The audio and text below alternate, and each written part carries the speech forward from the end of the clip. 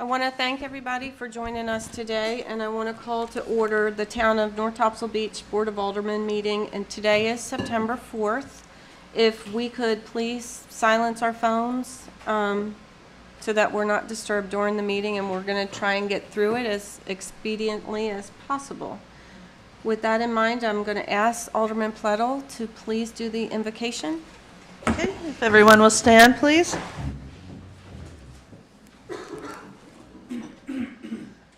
Bless this town and may it remain a beautiful and friendly place to live. We pray that this board makes fair and informed decisions this morning.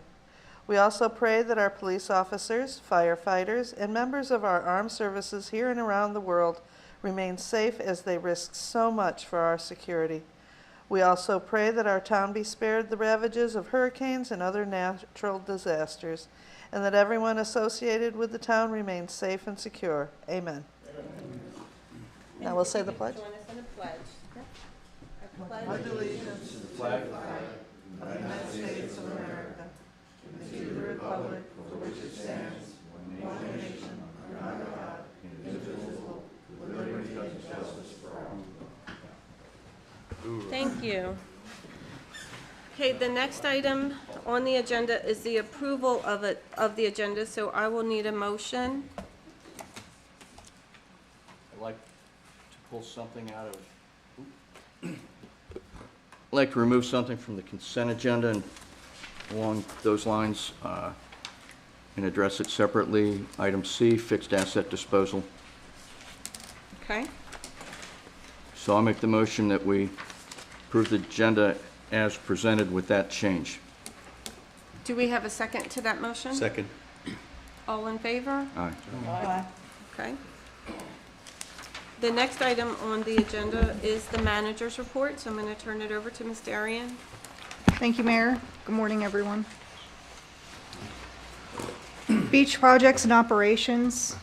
Beach matting, I know I've reported on this at past board meetings. I've continued to work through the process to install beach matting at 2 walk-on areas at the Jeffries Beach access. Those are the 2 that do not have wooden crossovers but are just straight walkouts.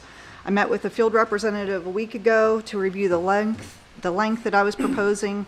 It was determined we needed to apply for a CAMA minor permit, which includes sending the 2 neighbors that are adjoining the property the adjacent riparian owner notification form. So everything that has been requested that we do has been completed again and has been sent to the DEQ for final determination on the permits. Beach Vitex, I've continued to work and meet with the town managers from Surf City and Topsail Beach about our joint eradication grant project in the amount of $690,060.50. We are continuing to work through preparation of a memorandum of understanding, which will be the next step in this process. I anticipate this will be ready to go before the Board of Aldermen in November for approval. I received notification from the Army Corps of Engineers in early August that the Savannah District was assisting the Wilmington District, and we're needing to confirm easements for the Atlantic Intercoastal Waterway beach placement for fiscal year 25. Spent a considerable amount of time tracking down agreements that were in place and obtaining new ones. These are required prior to them being able to initiate construction. There are 4 remaining agreements needed for access to the remaining 7 parcels. Memorandums and agreements were mailed to all property owners. So I'm just waiting for those to come back. We've received 1 so far. Tropical Storm Debbie came through in August, which resulted in some erosion, but according to the engineers, the beach fared relatively well. I'd requested the engineers do a post-storm survey and have shared those results with the board.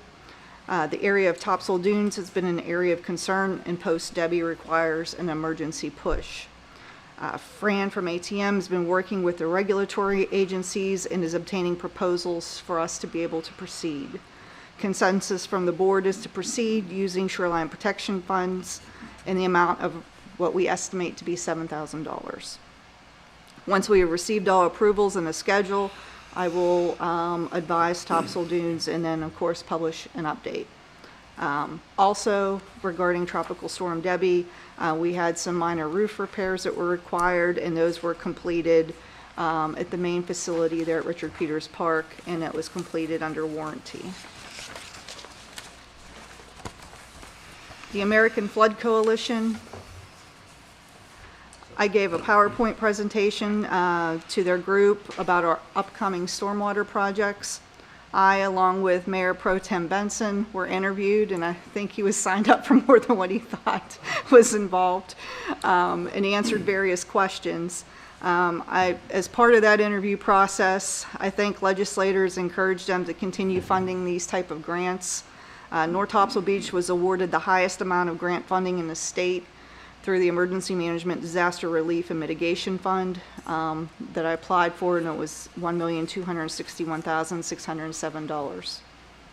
Project tab has been started for these upcoming projects. It's on our website, so you'll be able to follow through on the next steps as we proceed. Could I interrupt you right there, Manager Durian? Sure. I just want to point out to the board and to the group here in the audience that the coalition was here to gather feedback on how important these projects were to local communities, and they were very impressed that we were awarded the largest grant and that our town does not have a grant writer, and that we were able, with our small staff, to be able to procure that grant. So kudos to Manager Durian for that achievement. I think we owe her a round of applause.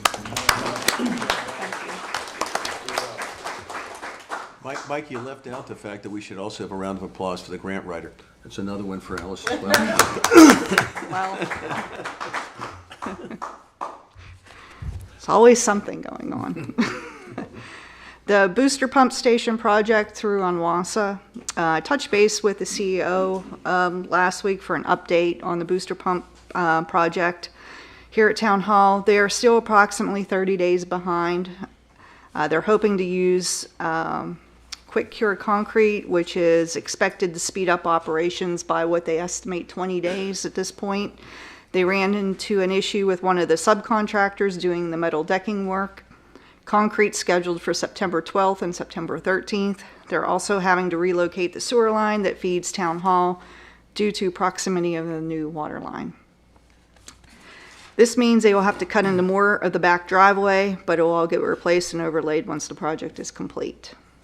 So initially we were expecting that project to be done in October. I would estimate November, December timeframe at this point with the feedback that we're receiving from them. Just real quick, I'll also give an update on the Onwassa, what's going on with Onwassa as a follow-up to that when I do my update. The environmental impact study meeting was held in August with Mayor Pro Tem, myself, ATM, Dow Cordy, and the Army Corps of Engineers to discuss the EIS and the schedule on where we stand at this point. February 2025 will be the 2-year mark for completion of the EIS, which we have been working from and what was proposed from the Army Corps. Having said that, the Corps will need to request an extension at this point. The question remains with them on how much that will be. A firm schedule outlining all remaining items are needed for that request, which will determine if it's an additional 6 or 9+ months that are needed. We expressed concern in that meeting in regards to the schedule and requested from Dow Cordy a realistic timeline of when these remaining items will be submitted back to the Corps.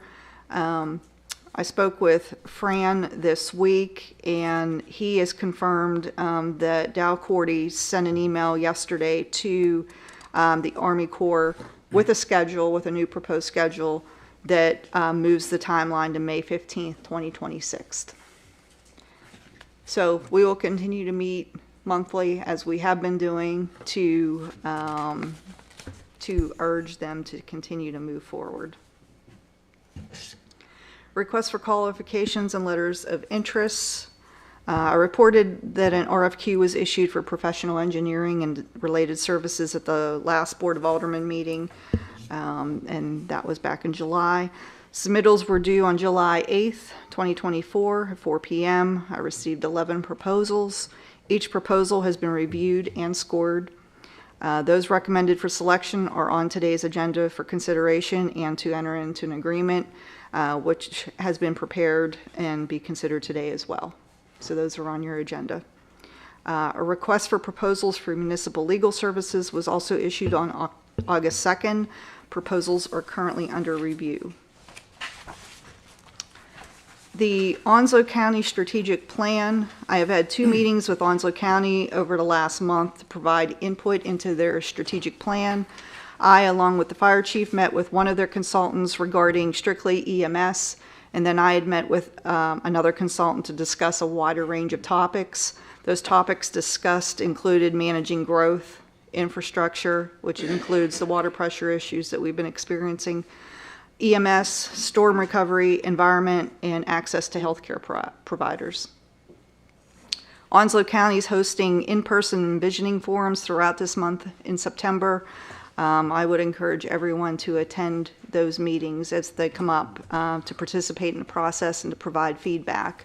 I would suggest too that you go on their website just to see as they proceed to on anything that they publish that allows you to provide input.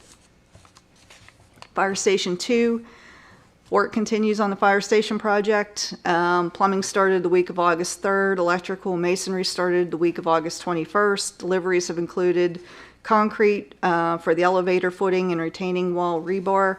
And we continue on a bi-weekly basis with the owner, architect, contractor meetings. Trash and recycling services. You have an item on your agenda for review today as well concerning an ILA, an interlocal government agreement. I've been updating the Board of Aldermen on meetings that the town managers including myself with North Topsail Beach, Surf City, Holly Ridge, and Topsail Beach, have been engaging in regarding a potential joint request for proposals for trash and recycling services going forward. An interlocal services agreement, as I mentioned, is on today's agenda for review and consideration. This is the first step that will allow us to proceed further into this process, where we will proceed with the issuance of a request for proposals. Our current contract that was executed in 2014, which has underwent several addendums, will expire July 1st, 2025, and you no longer have the option for any other further addendums or renewals. Our intent has been to start this process early to allow interested contractors to prepare and have a new contract in place prior to the existing contract's expiration, which, as I pointed out, is in July, which is not the time when you want to start a new contract with a trash hauler. By collectively developing and issuing an RFP for solid waste services, we're expecting competitive pricing due to economies of scale. Basic services that we provide now will continue to be provided, and will allow the board to, as we receive those proposals, to consider offering residents additional services. Some things that I have received input on from residents is, they'd like to see a bulk pickup, and I think we've had people attend the board meetings that have requested that be provided. So we will get pricing on that, which will allow the board to consider additional services such as that, or an additional service day for recycling. Those are just examples. This will simply provide options, or at minimum will outline the cost to provide these type of services. This will also be the time to review current ordinances and make amendments. So I will be addressing the board more as we go through this with proposed changes to the ordinances. I just had one question on that, Alice, just for just a point to consider. Today, I believe we are paying our trash services as residents through our ONWASA bill. So I don't know if that will change later or not and have it be billed separately as we enter into a new agreement with somebody else. Right now, that is set to remain the same. Okay. Perfect. Thank you. And I promise I tried to keep this and report on is in bare minimum today because I know we have a long meeting. Just 2 more quick things, announcements, fun things. The second annual Halloween event will be held on October 23rd from 5 to 7 p.m. at Richard Peters Park. Thank you to Pet Supplies Plus once again, who has graciously agreed to sponsor the event. We will hold a pet parade and costume contest. Entry is a non-perishable food item that will go to Share the Table, who will also be there participating in the event. And we will also have a raffle available for cash purchase, and all money will go to Pause for Purpose. We'll have on-site photo ops, apple cider and cookies, as well as pup cups that will be served to all pets, free for all attendants. If you pre-register your pet for the contest, your pet will receive a free goodie bag from Pet Supplies Plus, but you have to pre-register to get the free goodie bag. New for this year, we will have a food truck, Bad Bob's Grill. Food truck will be on site, who is working to prepare a Halloween theme menu.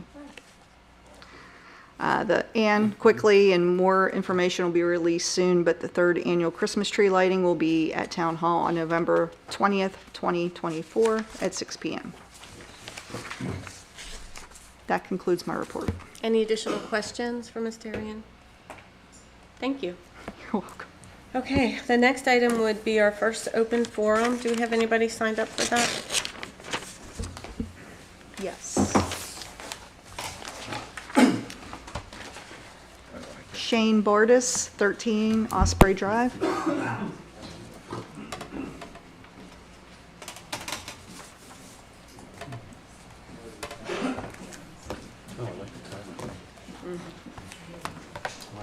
That's new too. Hey, good morning, everyone. My name is Shane Bardis. I'm at 13 Osprey Drive. And I just wanted to bring up something that's been coming to a theater near you, and that is the oyster leases. And what I'm speaking about in particular are the water column oyster leases. And if you've gone down the Intercoastal Waterway from here towards Surf City, you've probably seen some of these floating cages sitting around, and they're pretty big and unsightly. And unfortunately, you cannot cite a. It is the view shed is not a guaranteed right under public trust, so you can't complain about them and say they're ugly. But what they are doing is they're getting in the way of us being able to navigate those waters for fishing, and that's in some of the most prime fishing spots for both red drum and for trout, which is what I tend to target. It's been a real big trouble for a lot of the also captains who are doing charters and stuff and fishing around there. So between in the last 2 years, and this is last year's data, this has gone up some since, there's been a 600% increase in oyster leases between the two bridges in Surf City and North Topsail Beach. And that the reason is because they're getting booted out of New Hanover and other surrounding counties, and it's tending to focus in on here. And oysters are generally pretty beneficial, right? They filter water, they're good. But however, water column leases have been shown to be less beneficial in terms of the filtration that they provide, and also some significant issues because the birds tend to roost on them, and the birds do what birds do, and end up polluting and contaminating the oysters, which then are no benefit. But this is all occurred from the 2019 aquaculture bill that was pushed through legislature. They're trying to make, North Carolina's trying to make oysters $1 billion export, and the only way you can do that is to grow them substantially. And the water column leases are attractive because they grow oysters quicker, substantially quicker than a bottom lease. But there's no bonding or any insurance required for these, and these weigh several thousand tons. When you got all of them together, the last proposal was 40 acres in around here in between Pender and Onslow County, and these are going to be in our backyard when we have the first major storm that we have. They're going to land somewhere.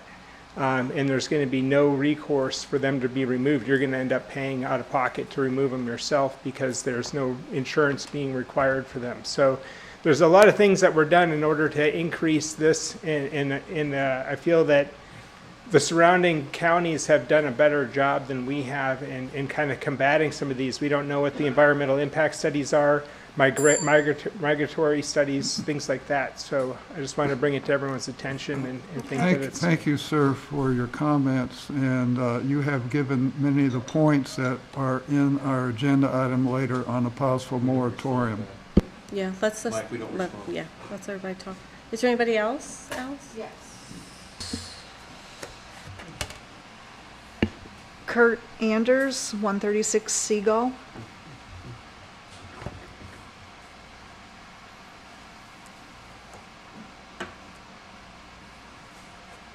And just to remind everybody that everybody gets 3 minutes that wants to talk, so at the end, I will gavel if we're still talking. Thank you. I'm hearing both myself and the residents of the Seagull and this surrounding area around the Tiki Shack. This summer has been a hellish summer for everybody that lives there, renters included. The music has been tremendously way too loud. We've got outdoor bands playing in the backyard of the Tiki Bar. You can't listen to yourself in your house. You can't sit on your porch. You can't go to sleep at night. It's so bad there. The ordinance and everything covers a lot of this. The police force has done a great job in trying to handle the situation. But again, they have some limitations. And again, when they arrive, it's turned down. When they leave, it's turned back up. Again, there should never be live music being played till 12 o'clock at night on an outdoor deck that's openly to everybody there, okay? So I brought this up to everybody's attention. We need to focus on this because it's changed. The residents that live there says it's changed drastically when new management took over. I've actually tried to talk to them. They've actually told me they don't care. That it's our problem. We live there. It's not their problem. You can bring it up to you guys. You can't do anything to them, and you have a good day. That's what he says. Okay. The barkeeper says the same thing to the people that actually sit there and talk to them. That they've been instructed. Play the music loud. Play it all the way to 2 o'clock, and just don't care about anybody else there. They have no respect for nobody. They haven't actually, can talk to the chief, or disrespected his police force there at night, especially a karaoke DJ that is loud as he can be on a microphone on Thursday nights, and the crowd. And it was ridiculous what was going on one night with the way they were talking to the police and stuff like that. So this has come to a total head out there, and we've got renters saying they love it here, they love the beach here, they love the family environment, but they won't come back because their children got no sleep, they got no rest, and even in your ordinance it says for the comfort, relaxation and stuff, loud music and stuff like that, they got none of it here, okay? And that's not just on Seagull, that's the surrounding area. I've walked and talked to most of all the people around there. Some of them have been there for 20 years, okay? So that needs to be addressed, it needs to be handled, and we need to get back to where we're in a cohesion of everybody living together here, and the music does not upset the people and bother the people, bother the renters that are bringing very good money to this area, and the taxpayers that we're paying quite a bit of taxes in that area. You calculate it's over $150,000 coming from 20 units there. Okay? So I ask for your help. We need to take care of this. Thank you. Thank you, sir. Alice, do we have anybody else? Yes. Jeff Meyer, 2224 New River Inlet Road.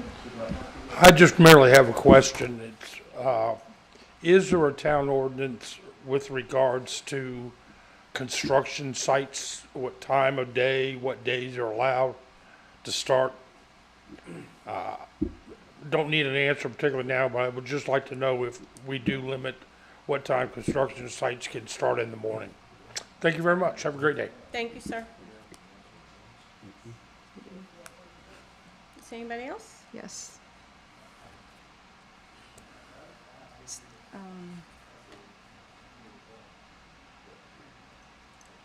Stonewall Mathis, but I believe this is for the DOT update. Correct, okay. Phyllis Umberger, 126 Seagull. We'll get to that later.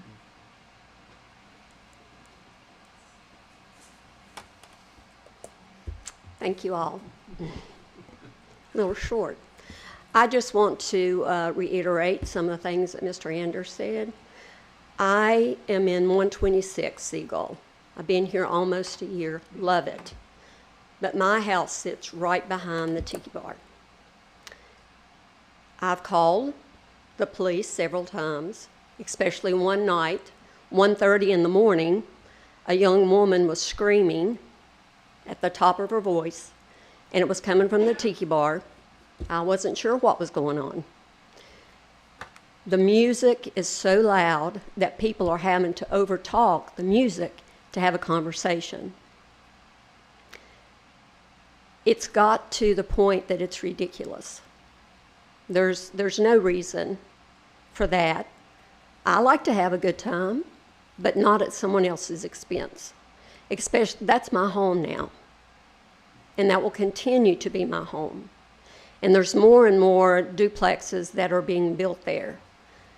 So, with my concern is this. What's going to happen if we have a family that moves in there with small children, not just retirees, but small children? And they're subject to the language that we hear on a nightly basis and during the day. What's going to happen if you have a rowdy crew there that decides to come over to our condos, or our duplexes, not condos? But the music has been horrible. Just the language, the lights that are shining directly into my home from there that never is cut off. So I would appreciate it if you all would just take all that into consideration. I love it. I come from the mountains in Virginia. This will be my home until the day I leave. So I would appreciate if you all just take that into consideration. I'm not bashing bars by any means, but we all have to live together. I appreciate it. Thank you. Have a good day. Joe Summers.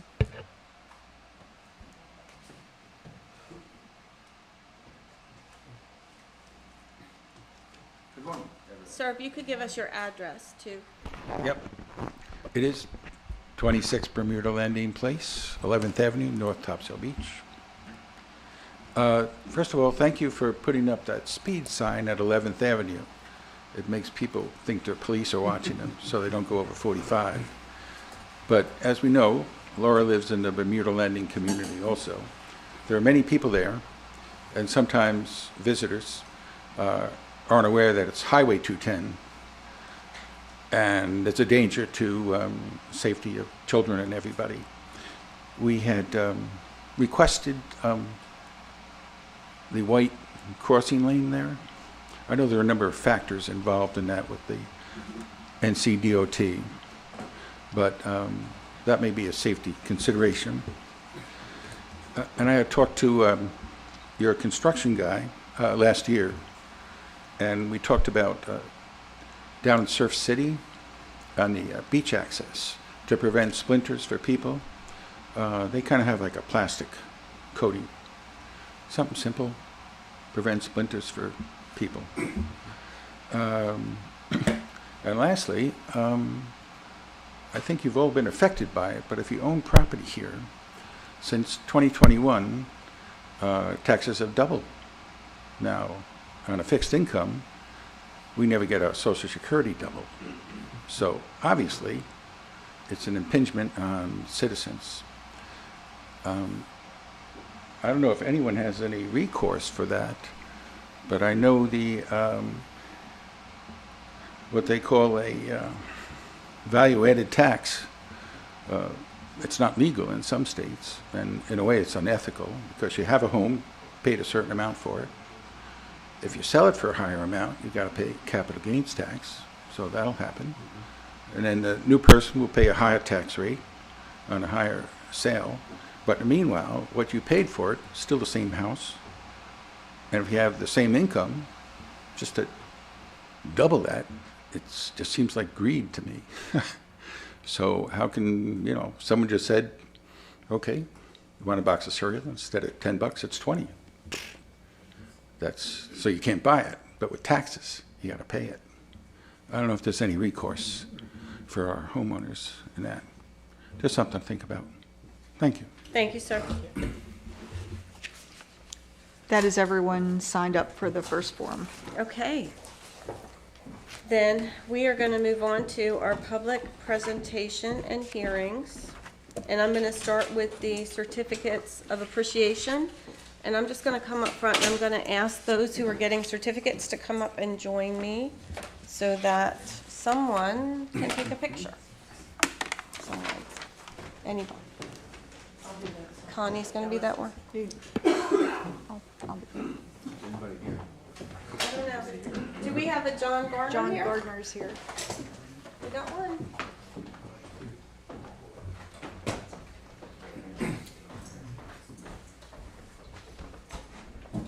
That's nice to see.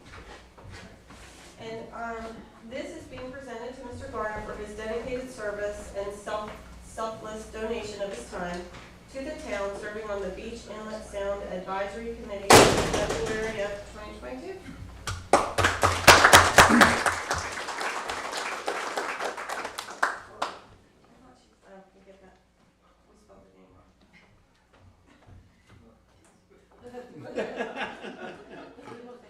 I think Mike just got the stink eye. Mike got the stink eye. I started with the D, and then she took it out. I apologize, Sean, but I've been spelling your name wrong. I've been spelling your name wrong for 3 years. So Paul Durazio is also receiving an award. He's not here today, but that's for his dedicated service and selfless donation to the town, serving on the Board of Adjustment since May of 2012. So we'll get that to him. And Paul is also receiving one for the Planning Board since 2022. I'm sorry, Drazi was 2022? That's what it says. He's been on planning board for 20 years. Hope to change that one. Can you move on, please? Can you move on? And then we've also got Hannah, and I don't see Hannah here today, for her dedicated service and selfless donation of her time to the town, serving on the planning board since December of 2009. So thank you to Hannah McLeod as well. Thank you.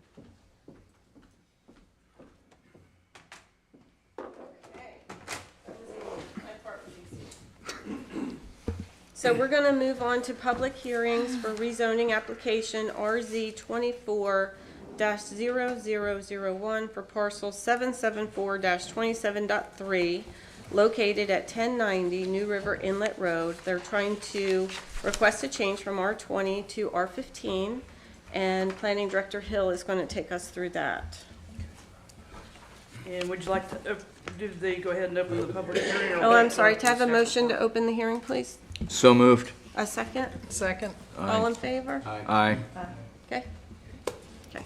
And just as a reminder, this is a legislative hearing vice an evidentiary hearing. Town attorneys taught me well. Okay.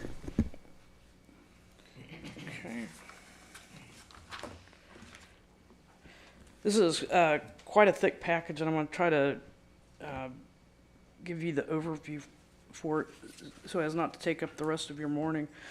The applicant is Michael Ross Kirsting Architecture on behalf of his clients Daniel and Rebecca Soy, property owners, who are requesting 1090 New River Inlet Road be rezoned from R20 to R15.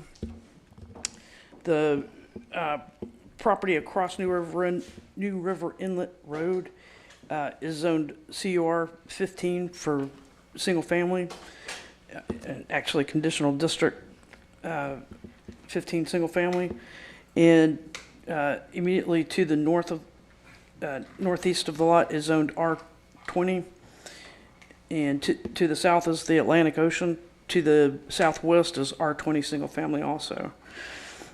The existing land use of 1090 New River Inlet Road is vacant. On a survey in 1992, map book 28, page 85, the lot was 26,630 square feet.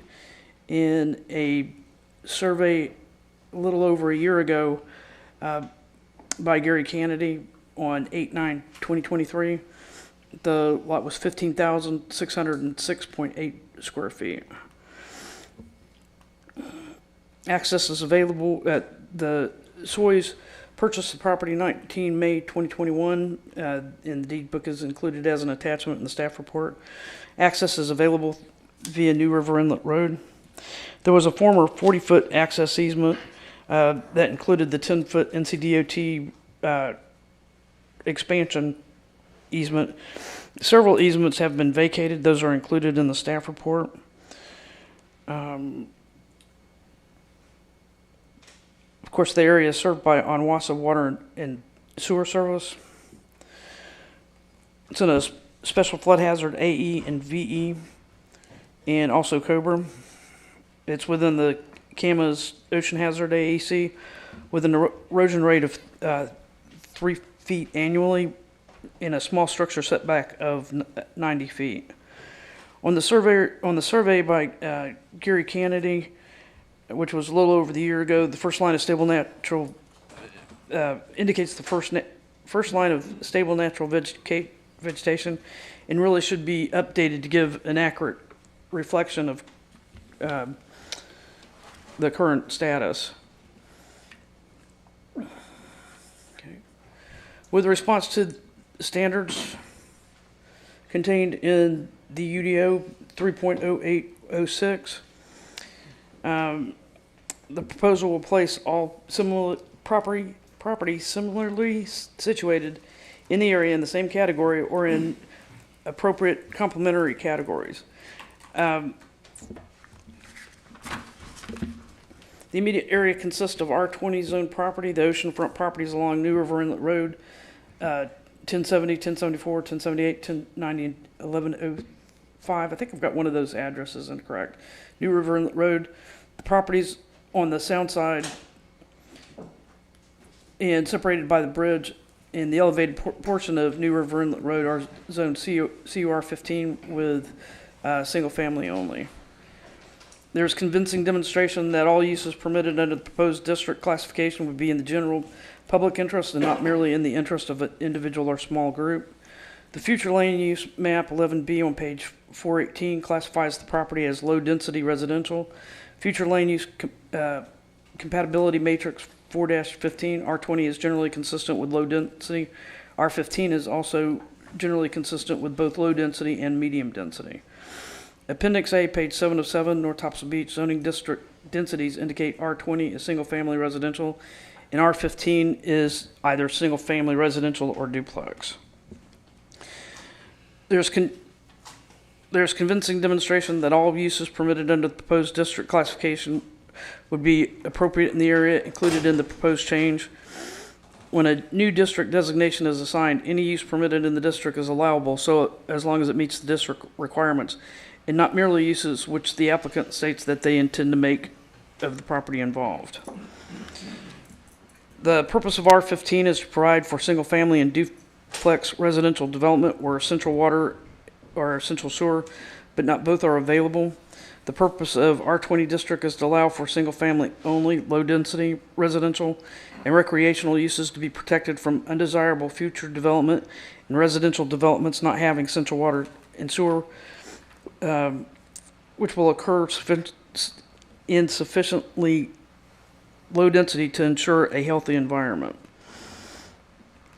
There is convincing demonstration that the character of the neighborhood will not materially or adversely be affected by any use permitted or the proposed change.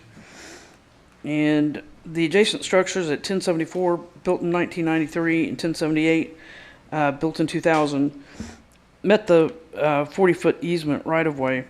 Planted trees and parked cars within the easement limit emergency vehicle access behind the bridge. There's also some, the fire chief and I had done a site visit. There's also some utilities that also obstruct that easement. Rezoning from R20 to R15, shortening the front setback to 30 to 20 feet, would further restrict the emergency vehicle access to 1078 New River Inlet Road at the elevated bridge. The former 40-foot access easement shown on map book 28 and 85 has been abandoned.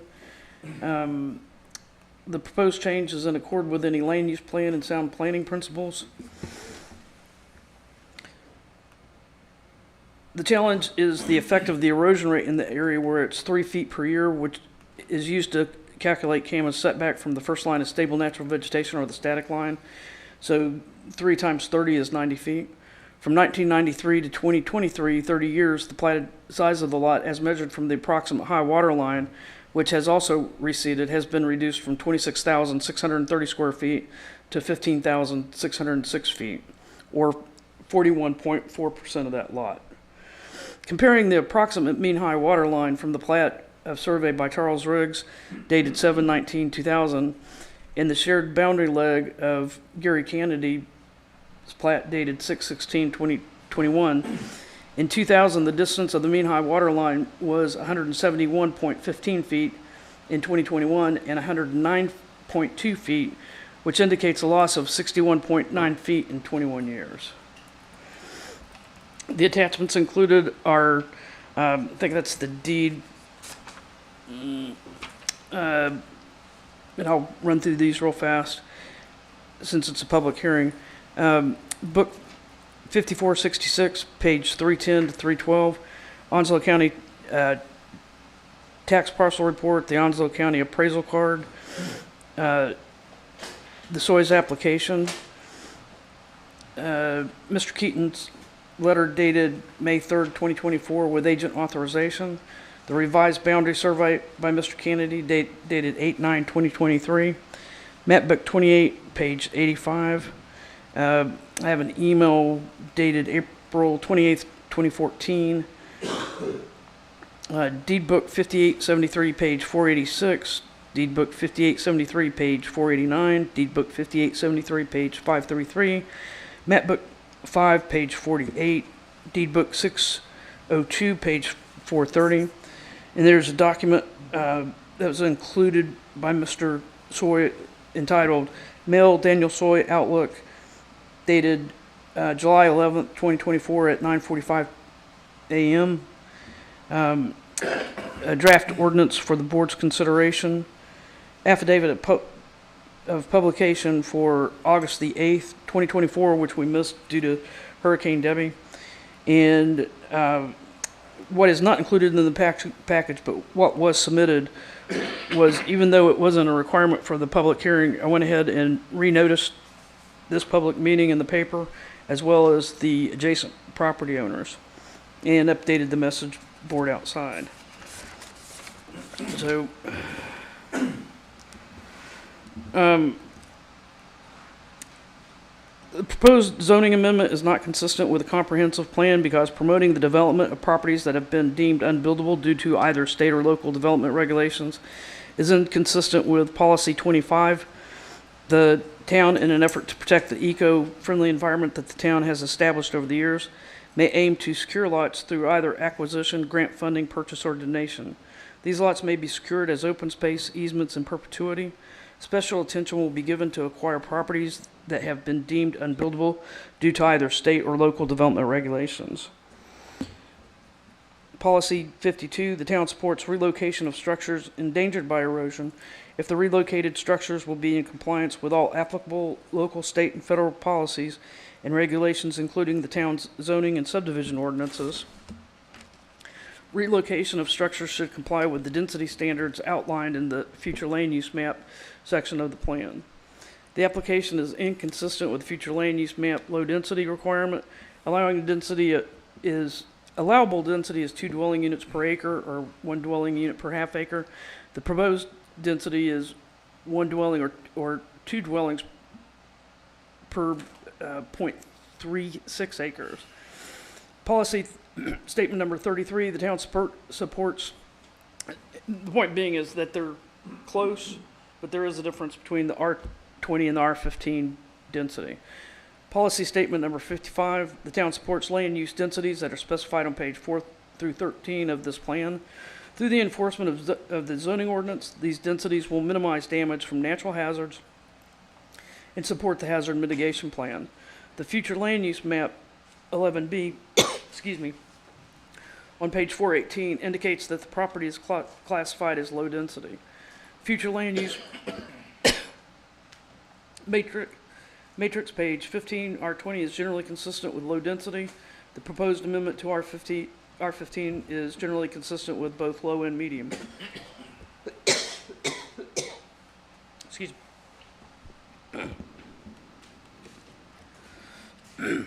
The proposed zoning amendment is not reasonable and not in the public interest because it does not support the comprehensive plan policies above, and because the challenge is the effect of the erosion rate in that area of 3 feet per year, which is used to calculate the CAMA setback.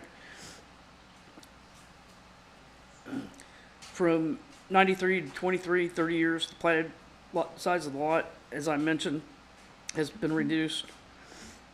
Thank you.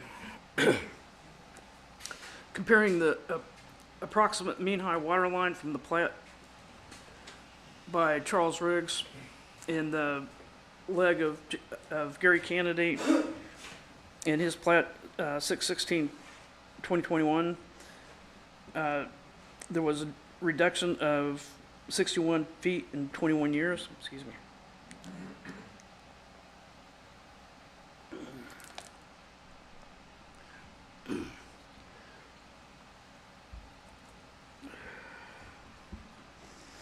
Amending zoning setbacks and granting variances in high erosion rate areas to allow for development is counterintuitive to the higher standards that the town has adopted in its hazard mitigation planning to protect the community. This amendment does not improve consistency with the long-range plan, nor improve the tax base, nor preserve environmental and/or cultural resources, nor facilitates a desired kind of development, and is therefore not in the public interest. Number 4, change conditions. Warning this amendment would be a reduced erosion rate and a successful beach nourishment project, with the owners investing in sand fencing, planting sea oats, resulting in a stable building envelope.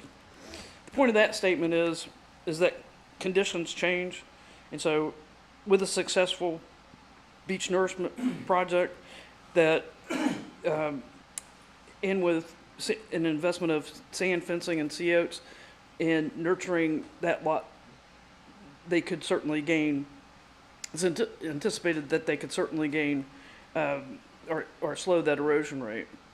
Rezoning may restrict access for emergency vehicles. The planning board unanimously recommends denial.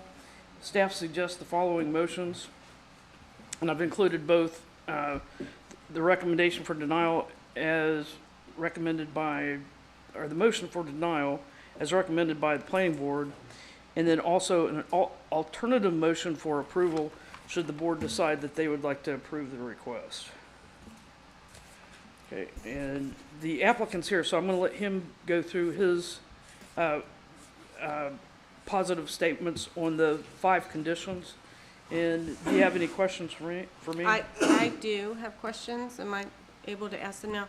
So Deb, when you look at the picture on just Google Images of the lot, Right. you can see the walkway going through it. Yes. So which easement is that? I'm going to have to ask the owner to answer that. There was I'm not sure if it is the last one that was included that talks about a roadway easement. Mm-hmm. There was a withdrawal and revocation of a roadway dedication recorded in book 6002, page 430 through 433, and that was between. Let's see, where I should have highlighted the lots for you. So I think my question goes to, I believe that walkway is being used by the homes across the street. So I'm just trying to understand. Yeah, well, I'm just for Deb right now, but you will have an opportunity to speak for sure. So I'm just trying to figure out so all parties have agreed that easement has been abandoned and that's no longer. Easements are very tricky, and I'm going to defer to the town attorney for his advisement in response to the board's question on legally recorded documents, as I believe that they may be above my planner head. Okay. So are we to ask questions You're now? allowed to ask Deb if you've got a question, and then we'll have the owner come up as well. So Mike, do you have a question? And then Laura, I'll go to you. Yeah, I do have a question, actually a comment, And my question revolves around the first major statement in your report, promoting the development of properties that have been deemed unbuildable due to either state or local development regulations inconsistent with. So I guess my first observation when I look at that lot from the road is, does Onwassa normally put a water connection on a lot that's unbuildable? Okay. I think that's a question we should ask ourselves. Why is that water connection already in existence if that lot was already deemed unbuildable? But I think more importantly, and you referred to this in some of your closing statements, is that lot has not shrunk. What has shrunk is the beach. If you look at the vegetated dune that's there, it's been static for many years, probably going back to after Floyd, because most of the dunes in town were destroyed by Floyd. That was over almost 30 years ago. Since that time, that dune has been stable. So the building part of that lot hasn't changed any. The houses that are existing next to that lot, if they were destroyed by fire or storm, apparently they could not be rebuilt because they're non-conforming. So it really boils down in sort of my view that why is there an issue with designing a structure on that lot that fits either R20 or R15, either way, because of the size of the lot is existing the same now as it was 25 years ago. It's a comment. You don't have to answer that. It's just my comment. Okay. Okay.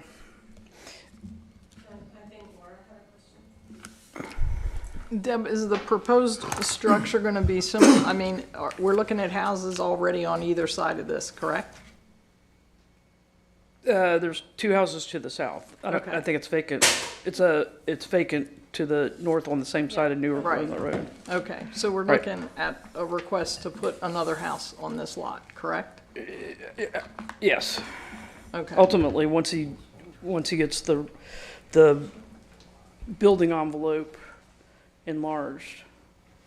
So, and that's why I say we don't have an accurate picture. You can't issue when CAMA issues a permit, or at least when they used to, when they mark that first line, it would have to be rechecked within 6 months. This has been over a year. So that's why I say I don't, as a reviewer, I don't have an accurate concept of what that building envelope is with that first line having been marked well over a year ago. So, and I think that there was a plat that shows the current building envelope, which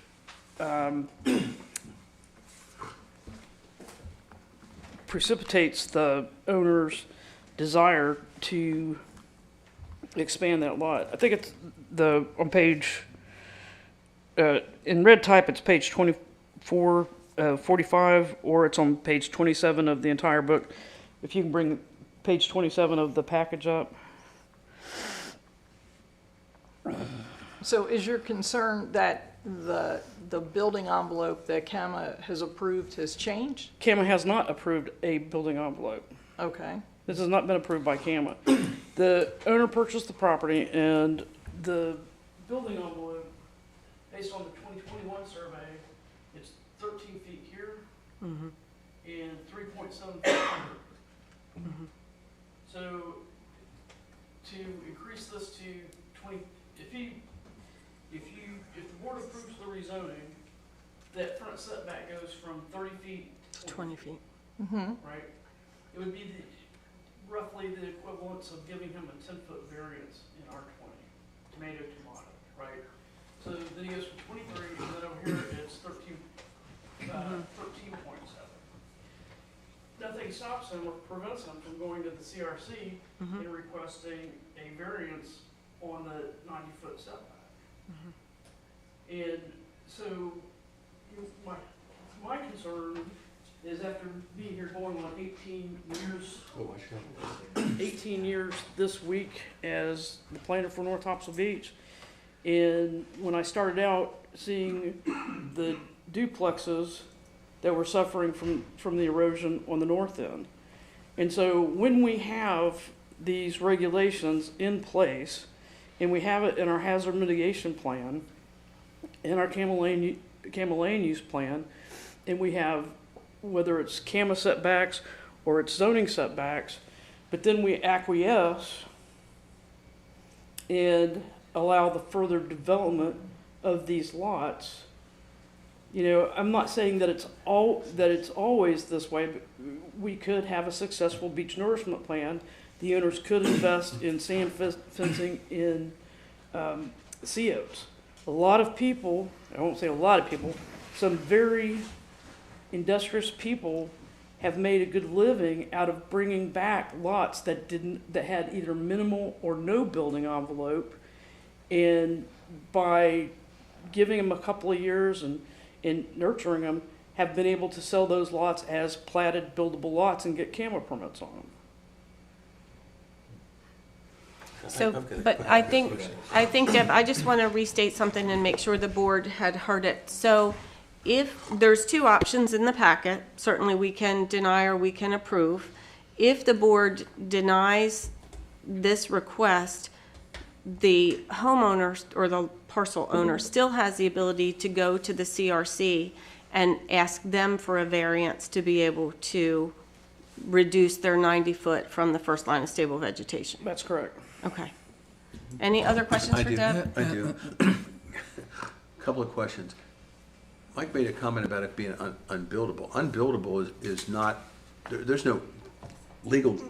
It's non-conforming if it's unbuilt. Right, but I'm saying it's not, you know, that can change. When I'm looking at this survey and I looked at the date on it, the reason, as I understand it, the reason the building envelope is that size is because the size of the lot is half the size that it was 20 years ago. To Mike's point, and let me back up before I say to Mike's point, and then I'll throw in Mike's point. Okay. Sorry, I jumped ahead of myself. Okay, so oceanfront lots, their size is, their oceanfront boundary is, and therefore their size is determined on where that approximate mean high water line is. Right. Yep. And that should, you should have it flagged. You should That's have fine. it flagged where it's the Right. mean high water line. Okay. And so that changes, right? Mm-hmm. So, to Mike's point, that boundary line can shift, Mhm. and the size of the lot can increase by square footage or Yep. decrease by square footage. Yep. But the side, with presuming that it's R20, that front setback and that the side setbacks are going to stay the same. What compresses that building envelope is where either that first line of stable natural vegetation is and the erosion rate, or if we go by a static line and what the erosion rate is. So if the erosion rate is 2 feet per year, then it's going to be a 60-foot setback. In this case, it's accelerated. It's 3 feet per year with a 90-foot setback. Okay, but what I'm looking at, and I'm just looking at it from a very simple Right. perspective. Right now, that survey map, whatever you want to call it, shows 0.36 acres. In 1992, it would have showed 0.61. Right. They've lost 40% of the size of the lot for whatever reason, correct? For the erosion. So it's yeah. the size of the lot, whether it's because of erosion, because of whatever, it's the size of the lot that creates the restriction on what they're able to build.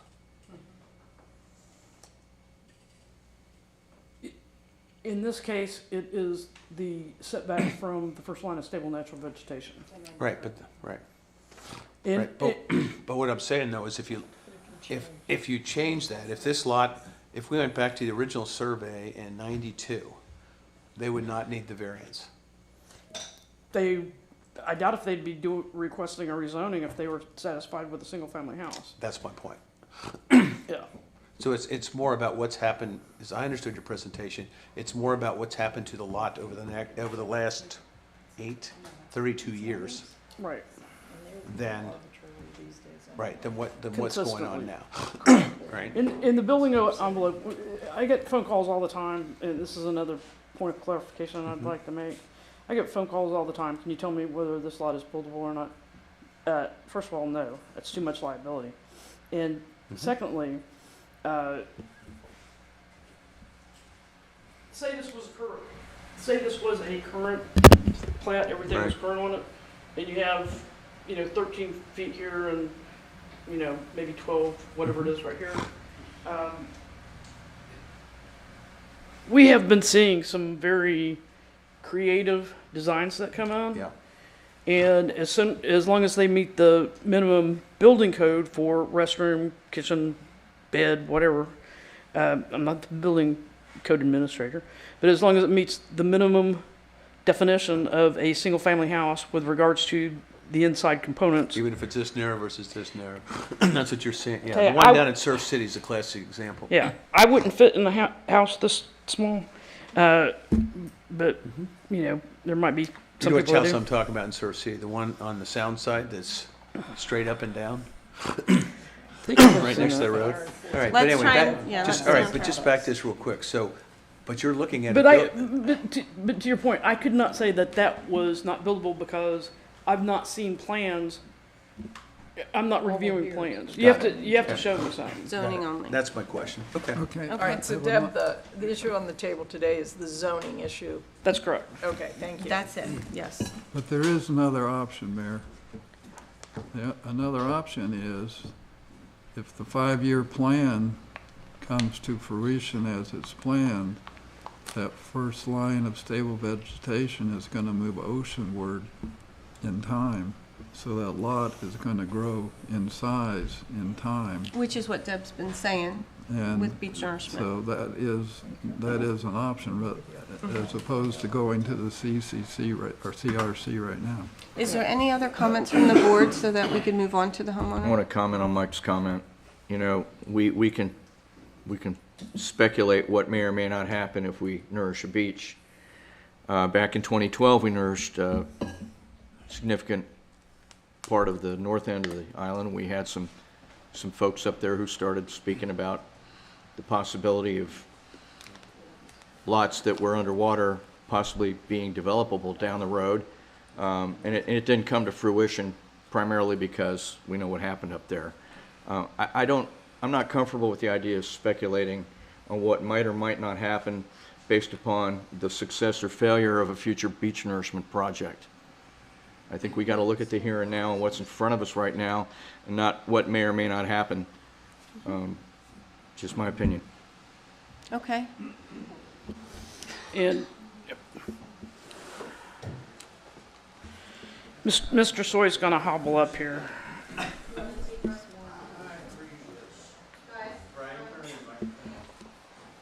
I agree the analysis should be what's in front of us, what's reasonable based on the presentations.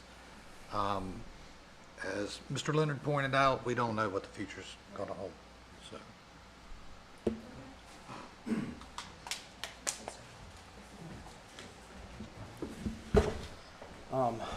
If it's all right, do you mind if I start up here just to answer some of the questions that were No, asked? sure. of And Deb? you're the parcel owner, correct? Yes, I'm Dan Okay. Swan, the parcel owner.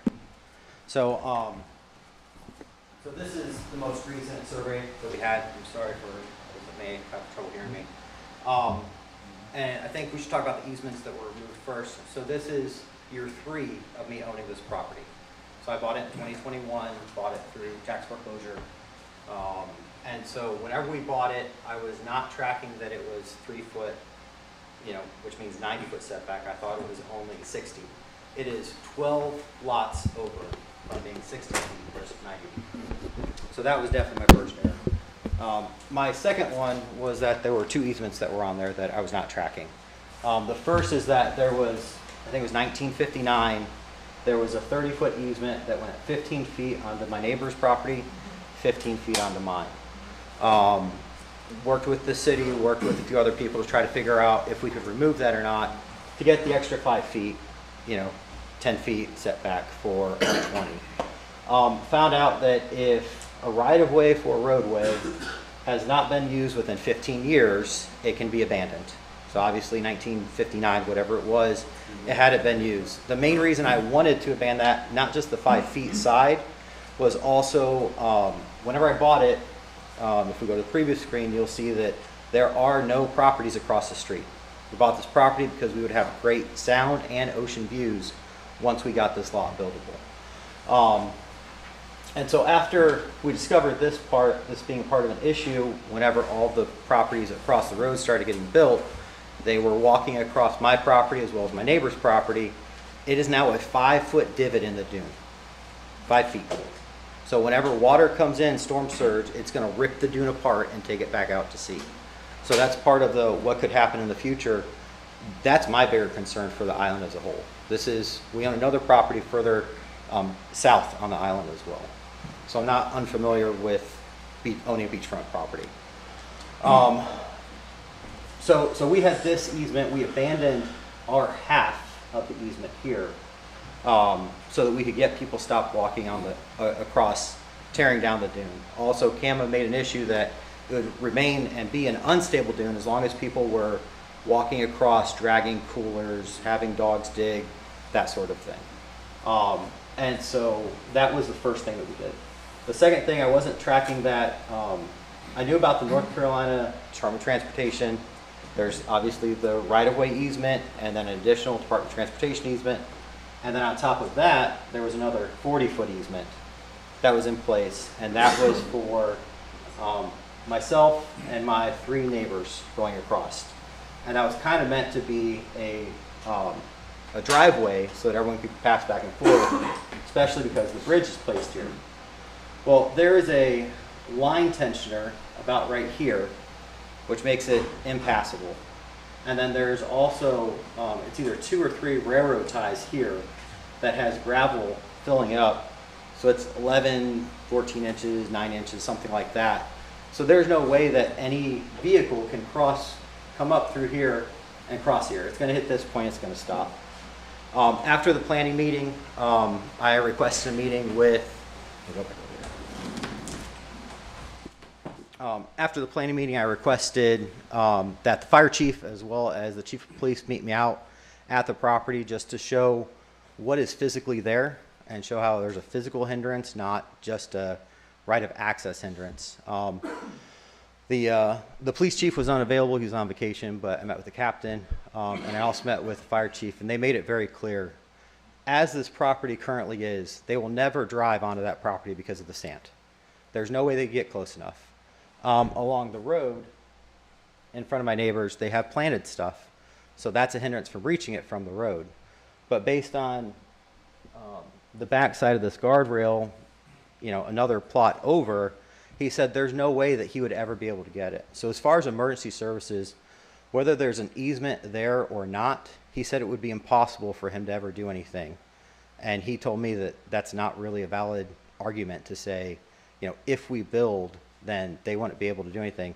They won't be able to do anything for Naresh and Shrika's house regardless, just because of how that whole setup is done, specifically with the line tensioner for the electric company, as well as with the driveway that was put on by my neighbors. So that's kind of the easement story. Can we go back to the previous slide that was up that shows the GIS essentially?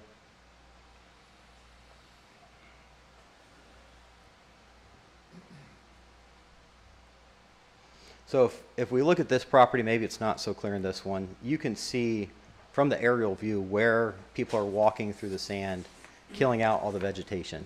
That is not on my property, so that is on my neighbor's property. So there's nothing that I can do about it.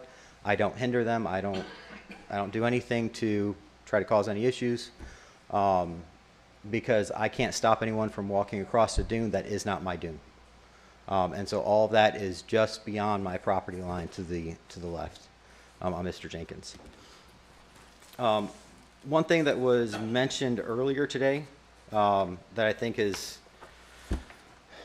has been brought up a few times is unbuildable, whether it's buildable or not, and whether or not we should talk about, you know, a beach nourishment plan. Like I said, this is year 3 of me owning this property. I don't know if the pictures that I provided to the planning board made it into your packages or not, but you can see how the dune was not, there was hardly any vegetation on it whenever I first bought it. My wife and I planted it. We put in the little beads that absorb water. We fertilized it. And so we gained quite a bit of ground, both by getting rid of the easement closer to the road, by getting rid of the easement to the side, by trying to get people so they don't walk across the grass there. And then also by doing all the planting that we've done, we've gained more and more space. Also, following the planning meeting, I did have CAMA come out and reflag the property. I've gained about 3 more feet.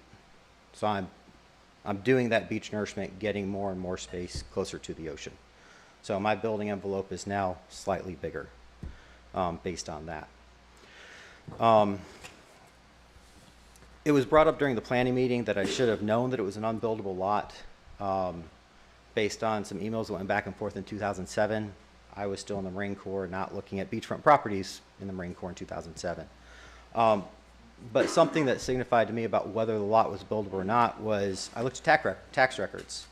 And for the 2 years before I bought the property, it was tax assessed at $192,000. That tells me it's probably a buildable lot. The year that I bought it, 2021, tax assessed at $192,000. The following year, $550,000. And it remains $550,000 tax assessed to this year. So my tax bill has more than doubled since that first year that I purchased the property. And I've printed off some things that I can provide the board as well. If you look at land values, if you look the property directly on the sound side of me, that one is tax assessed for the land at $100,000. The property to the north of me that is considered to be unbuildable as well as mine, that was tax assessed at $8,000. And then the one to the other side of me that currently has a house on it, it's tax assessed at $280,000 for the land. So where 550 came for, you know, my vacant land is not really understandable. And I've printed out all these, kind of highlighted them. And as far as the tax values, I mean, certainly you could always have an appraisal done and dispute that with Onslow County, but a determination on whether something is a conforming or non-conforming lot, I don't like to use the word buildable or unbuildable. Right. But that is not typically deemed from Onslow County. It would be Okay. from CAMA and the surveyors. Right. Which we haven't put in any sort of CAMA permit or anything because we are still trying to find out what our building envelope could be. And like anyone that is wanting to build a house for themselves, they want as big a house as they can reasonably. Can I ask a question? Well, let's let him finish, and then I was going to see if the board has any questions. Okay. And so I also used, you know, talking about, you know, the table that's in your, it says that R20 and R15 are both appropriate for low density. So I understand that it's appropriate for low or medium density, but R15 is still appropriate for that. So that one's kind of been discussed. And then the only thing that we haven't really discussed, which I don't know if this is something that you guys would need to take back and discuss further, is conditional zoning. So there is something where it was brought up during the planning meeting that, you know, contract zoning is not legal, but conditional zoning was, we were kind of throwing around, you know, I assure you I will never build a duplex on this property. Like I said, go ahead. For purposes of rezoning, the board is compelled to consider any applicable, allowable use in the proposed rezoning. They can't go on a promise that you're only going to build X, Y, and Z. Right. So with conditional zoning, is that something that I would file separately with the city, not during a rezoning? I'm not your lawyer, so don't Yes, sir. construe this as legal advice, but conditional zoning is more of a site-specific plan. Right. So contrary to what I just said about general rezoning, conditional zoning, you're submitting what you're proposing to do. Okay. Gotcha. Something else of note is that the comprehensive plans are advisory in nature. They're not regulatory documents. The governing board is not bound by them, and that's by North Carolina General Statutes 160D 501C. And then per reference, I guess it's David Owens, who's written the books on land use laws. He writes in his book, Chapter 160D, A New Land Use Law for North Carolina, page, let's see here, 42. The plans do not dictate the decisions to be made, but the concept that was deliberate consideration of the plans would produce more thoughtful decisions about proposed ordinance amendments. So yeah, so that's kind of all I have. Do I have any questions? Deb, do you want to clarify something? Yes. And then I'm going to ask the board if anybody has any questions, and then ask for a motion, close the public hearing and motion. Well, we need to make sure no one else is signed. Yep. Couple. Okay. I remember sitting in a zoning and David Owens making that same statement. That is true except in the 22 coastal counties where the CAMA land use plan applies. And in that CAMA land use plan, those policy statements are not only enforceable, but they're unappealable. And the town of North Topsail Beach has adopted the CAMA land use plan also as its comprehensive plan. And those two statements together is what the draft ordinance that's presented to you is based on. Okay. Does the board have any questions for the property owner before we open it up? Okay. Alice, who is scheduled to speak? Bill O'Donnell, 3612 Island Drive. You said everything I would need to say.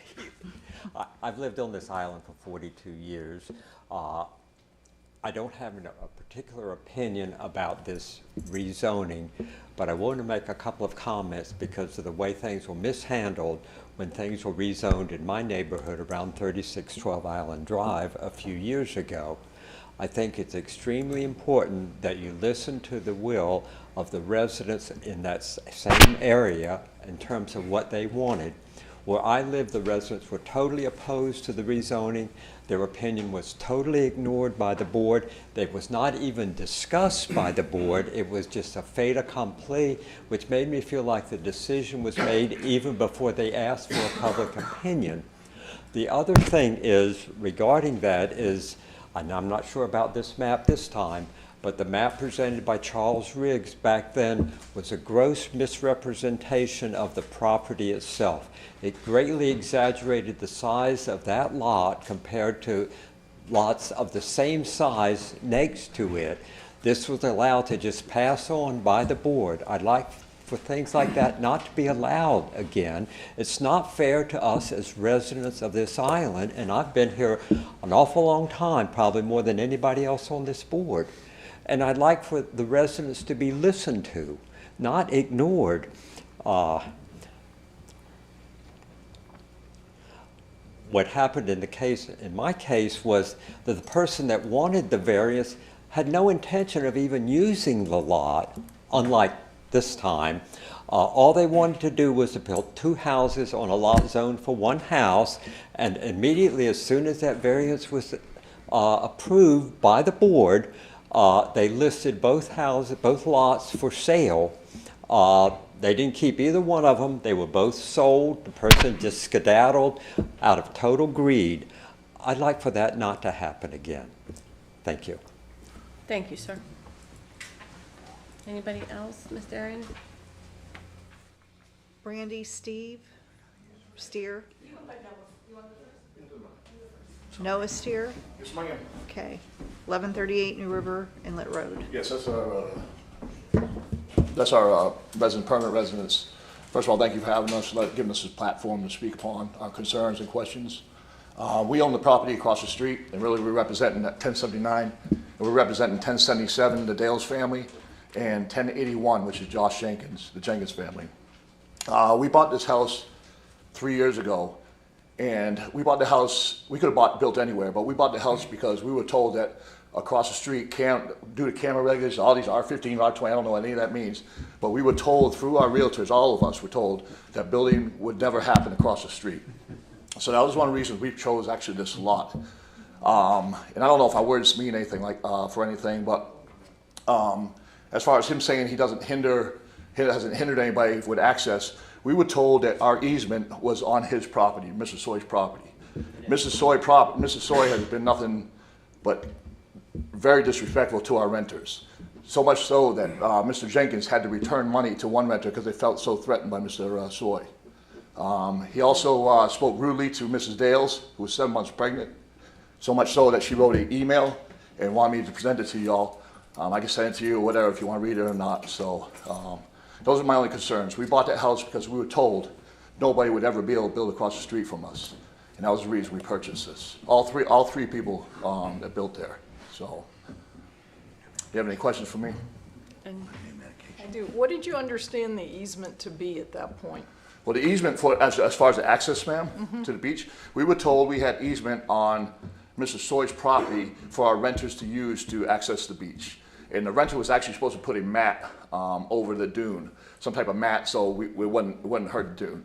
What's happened now since he's caused such issues for us, Josh Jenkins purchased the property next north of him, and we are actually all pitching in and building a boardwalk, a gazebo, deck. That's the plans above the dune, so we don't destroy the dune area there. So. All right, thank you.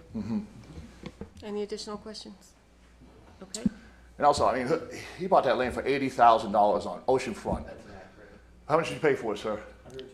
$126,000. Well, you know, oceanfront properties, I mean, doesn't go for $126,000. You know it's not buildable. I know, but so just you know focus, this is about to come to the place. Just focus on us because you're speaking yes, ma'am. to yes, us. Ma'am. Yes, ma'am. Okay. All right, that's all I have to say. Thank you, sir. Thank you.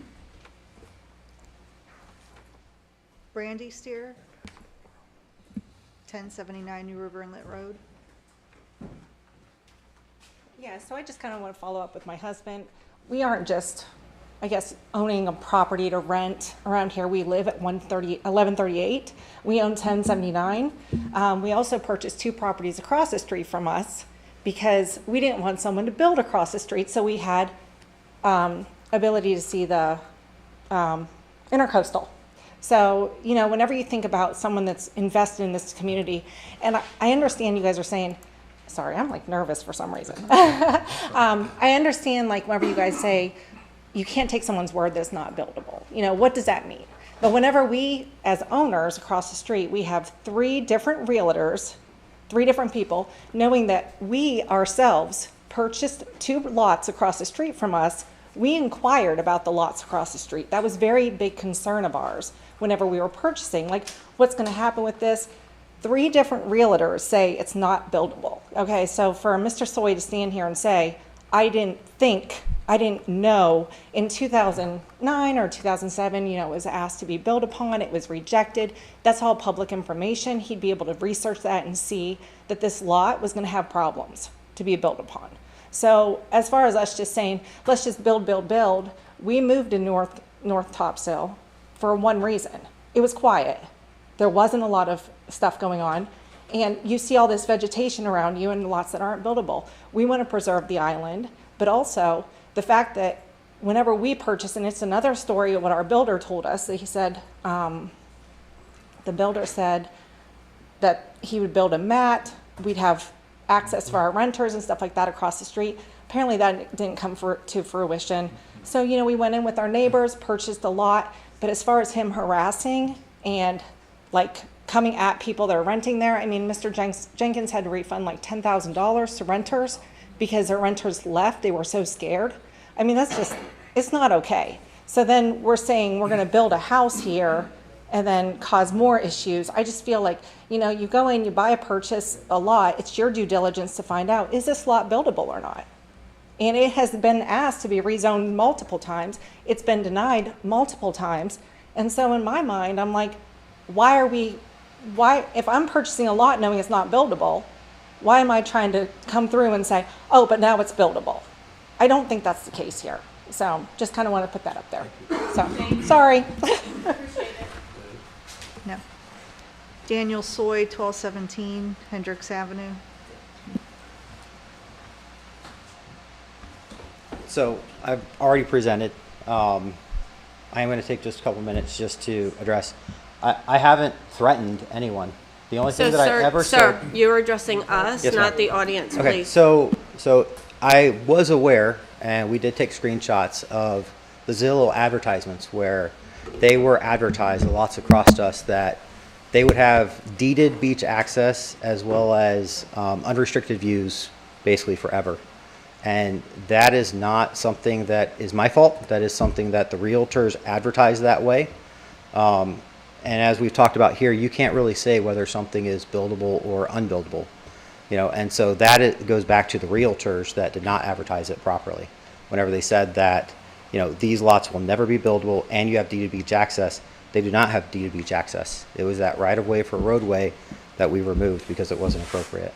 So I know that this situation is upsetting a lot of people because they were promised something that isn't the case. And the only reason that I stopped anyone from walking over, I never actually stopped anyone.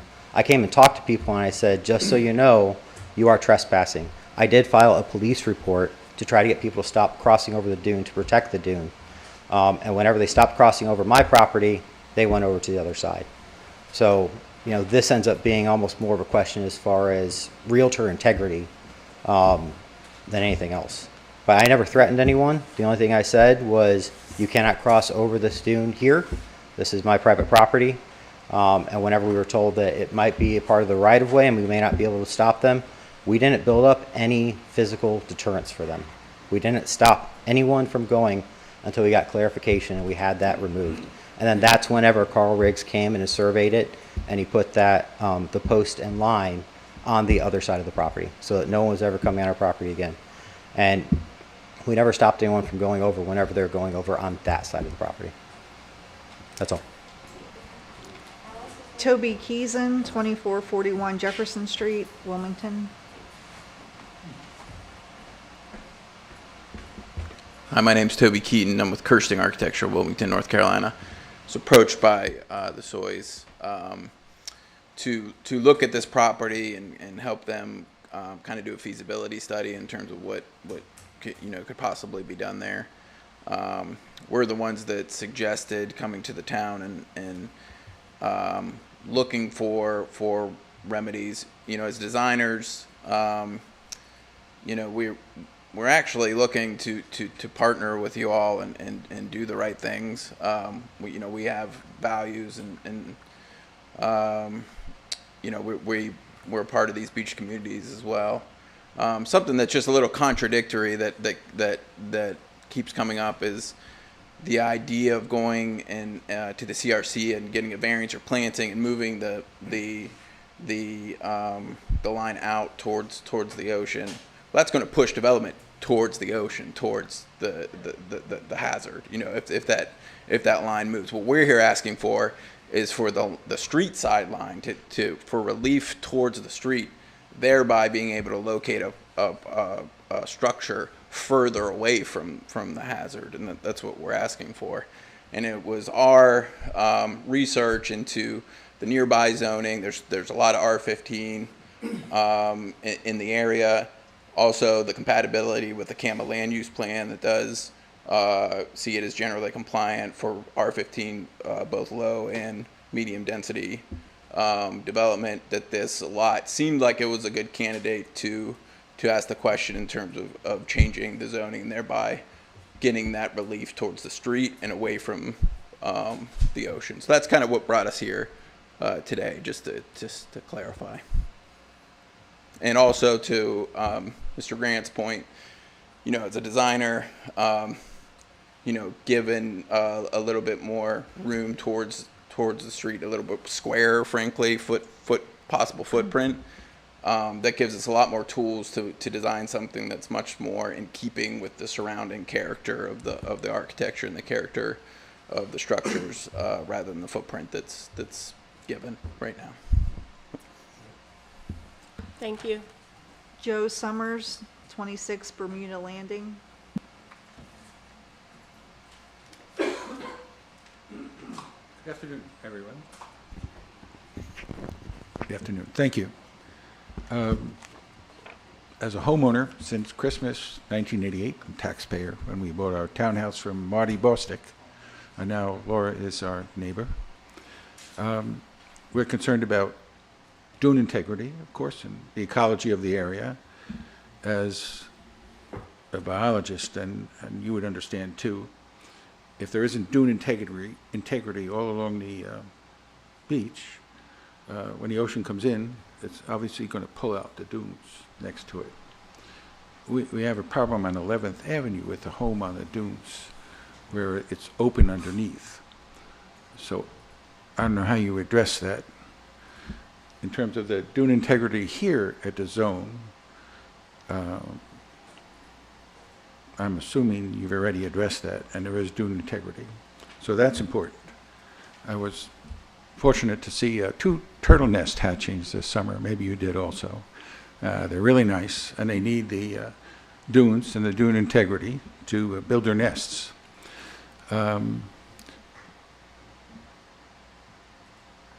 There needs to be beach access signs on the road. So, for example, we're beach access 19. It's my understanding in Surf City and Topsail Beach, that's visible from the road. If there's a turtle's nest hatching at beach access 19 and you're driving on the road, you can't tell. You got to go up on the overpass to see it. So having those beach access signs on the road would be very helpful. So dune integrity, hopefully we're keeping that. Sir, And zoning for that. these comments are Joanne? specific, these comments are specific to the public hearing. Do you have anything To specific? this zone. To the zone, okay. So your comments are specific to the rezoning request? To the beach integrity, that's part of it. No, that's not, that we're specifically we're having a hearing about a rezoning request right Right. now. So if you have comments, they need to be specific at this particular moment to that. I'm done, thank you. Okay, thank you, sir.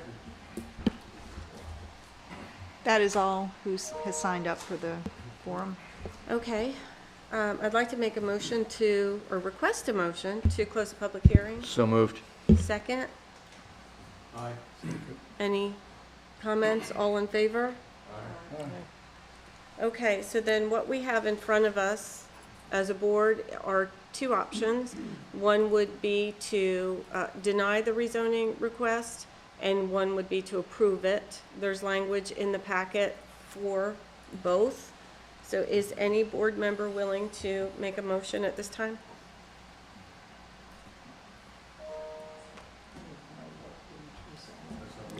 I'm on page 6. Mm-hmm.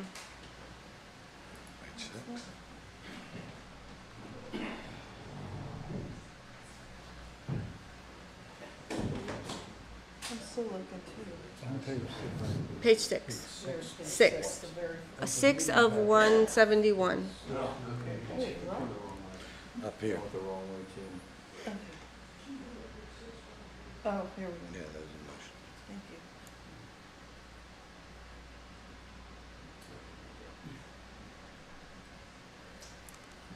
you. You want a motion? Yes, sir. I'm going to make a motion to deny the request and to, I guess that's all I need. Mhm.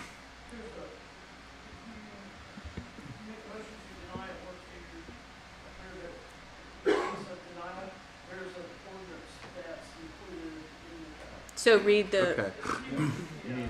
You need to read the Okay. whole thing.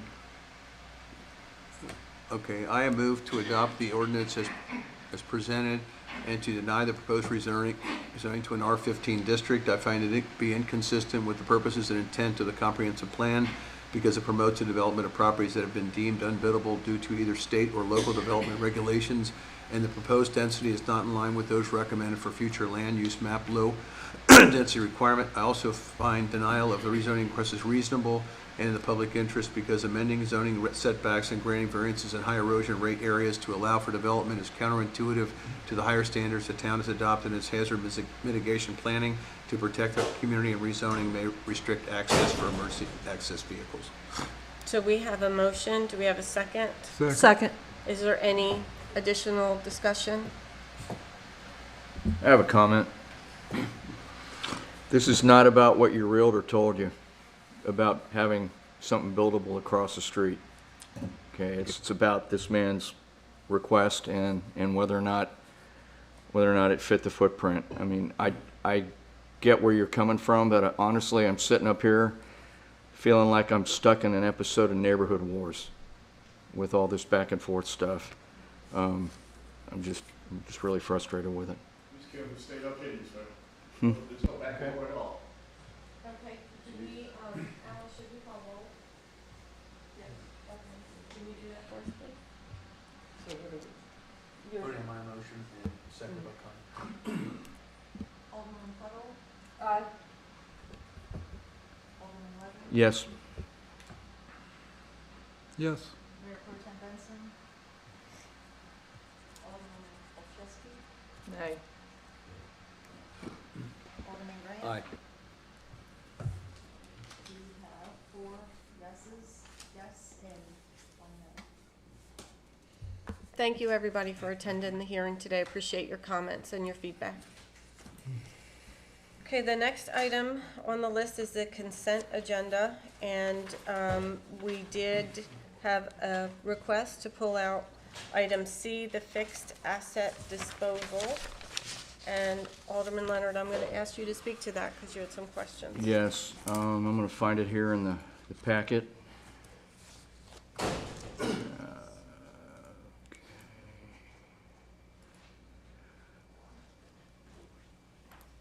Fixed asset disposal of 2016 Dodge Charger. It says the reason that we're disposing this is because of maintenance issues. The vehicle was evaluated at Shepherd Service. Tire front end needs to be rebuilt, approximately $2,500. I'd like for the chief to come up and explain that in a little more detail and specifically how this happened. And Alice, do we need the chief, or is that something you can speak to? Okay, come on up, chief. Wait, are we doing this now, or are we? Yeah, we're on the consent agenda. It's off the consent agenda. Yeah, but you took it out of the consent agenda. Then when we approve we can approve the consent agenda and then go to this if you want. Yeah, but why don't we? Do you want to do that? This should have, yeah, frankly, this should have probably gone into continuing business or something as a separate agenda item is what Sorry, I Mike said. misunderstood that when I made a note. No, and I should have, when I removed it, I should have said where it was supposed to So you go. want to put To that Mike's in point, how about a motion to approve the agenda? the consent agenda? The consent agenda As modified. And then we'll move this item to continuing business. Okay, sorry, chief, you can sit back down. And the other question about the consent agenda is, are we substituting the September finance report for the finance report that's in the consent agenda, which is the May report? No, there was a request from a board member to have the new one for this month moved to under new business, so it can be Okay, presented. that was not clear to me. But the old ones fell under consent. Okay. So at this point, we need a motion to approve the amended consent agenda. So moved. Second. Second. All in favor? Okay. Sorry about that, guys. All right, now here we go. Under continuing business, the first item on that is, so Tom, I'm going to put that under C. Yeah, let's Okay. add item C. And is- so we've got a crosswalk update from our Public Works Superintendent. You ready, Al? You're up.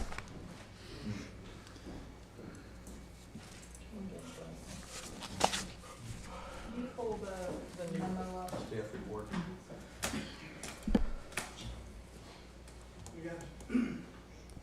Good afternoon, Madam Mayor, members of the board.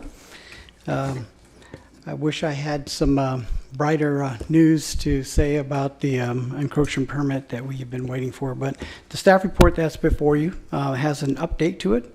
So if I could refer to that. We did receive word back on Monday, on yesterday, Tuesday, Monday was the holiday, from NCDOT permitting. They are looking at the encroachment permit as we speak, although there is not any decision whether or not the second review of the encroachment permit for the lighted crosswalk at Via Capriani has been issued yet. So that is the only addition to the staff report that's before you. The other items that are listed there are accurate, and nothing has been changed to this moment. We still do have the equipment at our yard, waiting for the contractor to pick it up and install it. We'll wait on NCDOT. We anticipate once we get that approval, it could be installed, if it's early enough in the week, by the end of that week, according to the contractor. But then again, that's all up to NCDOT's inspection, whether or not they're able to respond in time. So with that will conclude the brief staff report. So it Unless sounds there are any like, questions. it sounds like, sir, we've basically submitted all of our paperwork and we're in the wait mode where we just continue to follow up with them to see if they've gotten to us yet. Yes, ma'am. The town manager knows that I've made a daily call to permitting to find out if there's any change at all in the status. There has been, and we have the traffic folks here. They have also told the Raleigh office that it is it's important, and they would appreciate the consideration for a review as soon as possible. But this is where we stand. We're talking about Villa, right? He was yes. Yes. Any additional questions? Thank you, sir. I appreciate You're welcome. it. Okay, so now we go to Mr. Stonewall Mathis and Mr. Alan Hancock for an update from the NCDOT regarding the letter to appeal. I believe you did an updated speed study. Do you have slideshows done? I do not have a slideshow. We did get some updated information per our last meeting. We came in the middle of July and got updated speed information. Basically showed along that stretch that's currently 45, showed it in the mid 40s for the 85th percentile speed, which was down approximately 10 miles per hour plus minus from the previous data that was taken along that stretch in January of this year. We also updated the crash history, and there were 2 more crashes added since I believe it was October, November of last year. One was a rear end crash and one was a run off the roadway to the left side crash. So, with that updated information, considering the previous factors that we looked at with the pedestrian usage and the bicycle usage and the propensity of those, as well as the characteristics of the roadway with the density of driveways, higher density of driveways, side roads, some bridges where folks, if they're crossing those, pedestrian or bike, they don't really have an out to get further on the shoulder. I mean, they've got the barriers for the bridges. Those types of things. There's pedestrian crossings, marked pedestrian crossings out there. We were just speaking, or just heard some comment on one of those. Those items all playing into the consideration. Our recommendation remains 35 to lower the speed limit so that all of New River Inlet Road would be 35 miles per hour from 210 to the end of the island. And we would like to hear the town's response to that. Okay. I have some, but I'll go last. We'll let Alderman Grant go first. Yeah, just a couple. One is, and don't take this personally, last time we were here, when I asked you guys, maybe it was your boss off the record, if you were doing another study to let us know, and then you did another study and you didn't let us know. You did it on Island Drive, so we would really appreciate in the future if you would at least let us know what's going on, just as a courtesy. You may not have to do that. But the other thing too is I know you're going to send me the crash data, but on your website, one of the things that I noticed, and this doesn't have to do with changing the speed limit as much as the highest risk area that you've got rated is in Surf City, from the Surf City North Topsail Beach line to Topsail. You've got that all red. That's 35 miles an hour. And that's what you've got listed as in your red, green systems, okay? I can show you this stuff after if you want. But on your website, it talks about how you rate different areas. And there is areas in New River Inlet that are like that or whatever. They allow LSVs there. When you go and you look at Topsail, the same thing, okay, it's green. It's 25 and 35 because, and we talked about, I think, with the lady that was here, that they requested no LSVs and no carts and no golf carts. I'm assuming that if the town was to send a request to you, if the speed limit changes, for you to ban LSVs on that roadway, that you guys would basically grant that as you have with Topsail. Is that fair? We would need to look at it. I think that's a fair statement. We would definitely need to look at it. I just can't throw out yes. We need to consider that because there is some language tied to that consideration as far as safety standpoint. What? Y'all could actually create your own ordinance that would not allow low-speed vehicles such as golf carts on the road. On your road?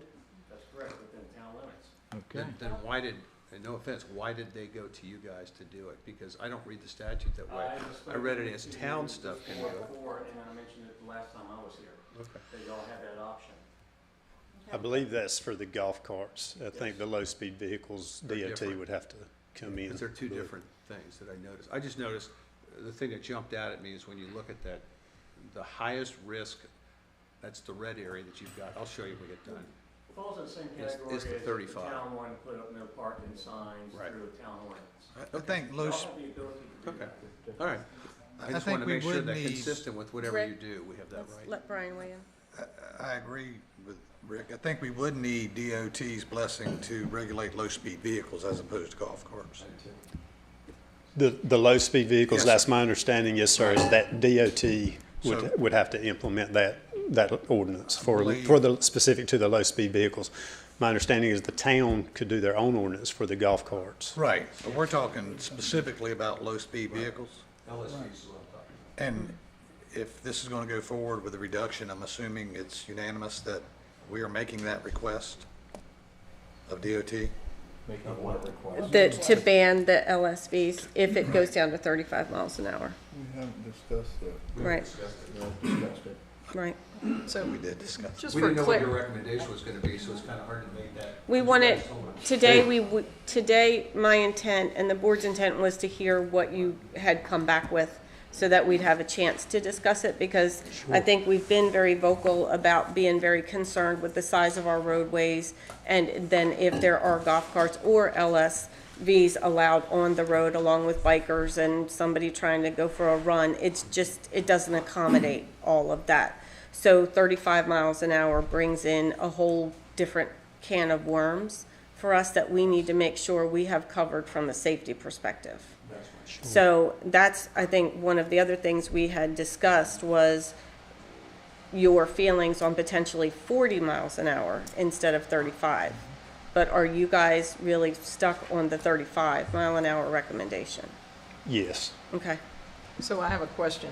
From the Surf City line and the North Topsail line, that line forward, Island Drive, please define where you're saying your recommendation is for 35. This He is said not he did, only New Island River Drive. Road. This is New River Inlet Road. It's New River Inlet Road. Yeah, they're not making that's any it. recommendations. That's what the study, that's what this whole thing has been about all along, Yeah. Laura. But I'm not they sure did why that's understand that. hard to I'm understand. asking But they something. did a study on Island Island Drive, Drive. and it came back that there weren't any recommendations for change. Study altogether brought up by Yeah. separate entities. That's the one that was referencing, I would have Yeah. liked to know about. Right. And so- that was already in the works the last time. I know we talked about that, but that request had already been made and that study was already in the works at that time. Yeah, that study was. I apologize made for not probably back getting to in, you. December of last year. Oh, okay. So, Okay. like I said, that study had already been concluded. Right here on the agenda, New River Inlet Road. Study sent on that road. Okay, let's continue down, Laura. Do you have any questions about New River Inlet Road? No. Mr. Alderman Benson, Mayor Pro Tem, sorry. Alderman Leonard. When you did your deliberation to decide to lower the limit to 35, came back with that as a recommendation, was there any consideration given to the safety hazard that would be created when lowering that limit to 35 because it would allow LSVs and/or golf carts on it? Did you take that into consideration as well? Yes, we did. Okay. And that's the reason why it was also brought up to this committee here about the ability to limit or eliminate the usage of that road for those through either a town Okay. ordinance or a ordinance through DOT, depending if you wanted to limit LSVs or specifically golf carts. So what you're saying is that you want to you're planning to lower the limit to 35, but you then want the town to come back and request the banning of LSVs, for lack of a better word, to the DOT to tie this whole thing up? If we lower it, yes, we have to do one step at a time, but if the town wishes the Okay. LSVs to be eliminated from that road, they would have to make that request to us. Okay. And then we can move forward with that. When you were here last time, one of the things that this board offered was a compromise to 40 miles per hour. It lowers the speed limit, it increases the safety, stopping distance, all that other stuff. But at the same time, it's above the threshold that would permit LSVs and golf carts on that road. Have you given any consideration to that at all? We did. And we had discussions not only with our office, but the regional traffic unit as well. And we all came with the same conclusion of 35. Okay. So what do you need, or what are you expecting? Because you mentioned earlier that you were expecting some sort of response from the town. You're expecting us to come back with a resolution approving or agreeing with your recommendation? Is that what you're after? That would be great. Yes. Okay. So at the same time, we could come back with a resolution that doesn't agree with that. That's or a understood. resolution that comes back with a different number, specifically 40. Is that correct? I don't know all the legalities and so forth. Judge? Yeah, I wish. Yeah, I mean, we can give them our input and whatever. Okay. I think the question would be what's going to be the most likely to, I don't want to use the word influence, but what's the most palatable for you guys to consider based on what you've already found? Again, our recommendation is 35 miles per hour. In regards to safety, in regards to a couple of things here, in regards to the LSVs, there is that language in there about DOT needs to consider safety. Well, obviously, part of what we're talking about is safety here. So that would come into consideration for sure in regard to what you asked earlier. For the safety, we've talked about it, but I just stress again, the considerations in our recommendation primarily being towards the pedestrian safety, the bicycle safety. There's quite a bit of that out there, usage of that out there. You got pedestrian crossings. Consider that, as I would ask you to please consider that with special emphasis, if you will, in moving forward. So, and to follow up on your earlier when you talked about your most recent speed study, what you're saying is that the speed limit itself is okay based on your traffic, on your speed data, but it's all these other mitigating factors. Is that, I'm not trying to put words in your mouth, sir, but I'm trying to come to the conclusion. Is that what your conclusion was? That the traffic study bore out where the speed limit is now, but it's all these other things, the bridges, the pedestrians, the bikers, all that stuff. Is that a? I'll put it in my own words. I think Okay. I appreciate what you're saying. Yeah, I know what you're there. asking me. All of those things come into the ultimate decision. So yes, we look at the 85th percentile. That is a factor in what we look at, and it is a significant factor in what we look at.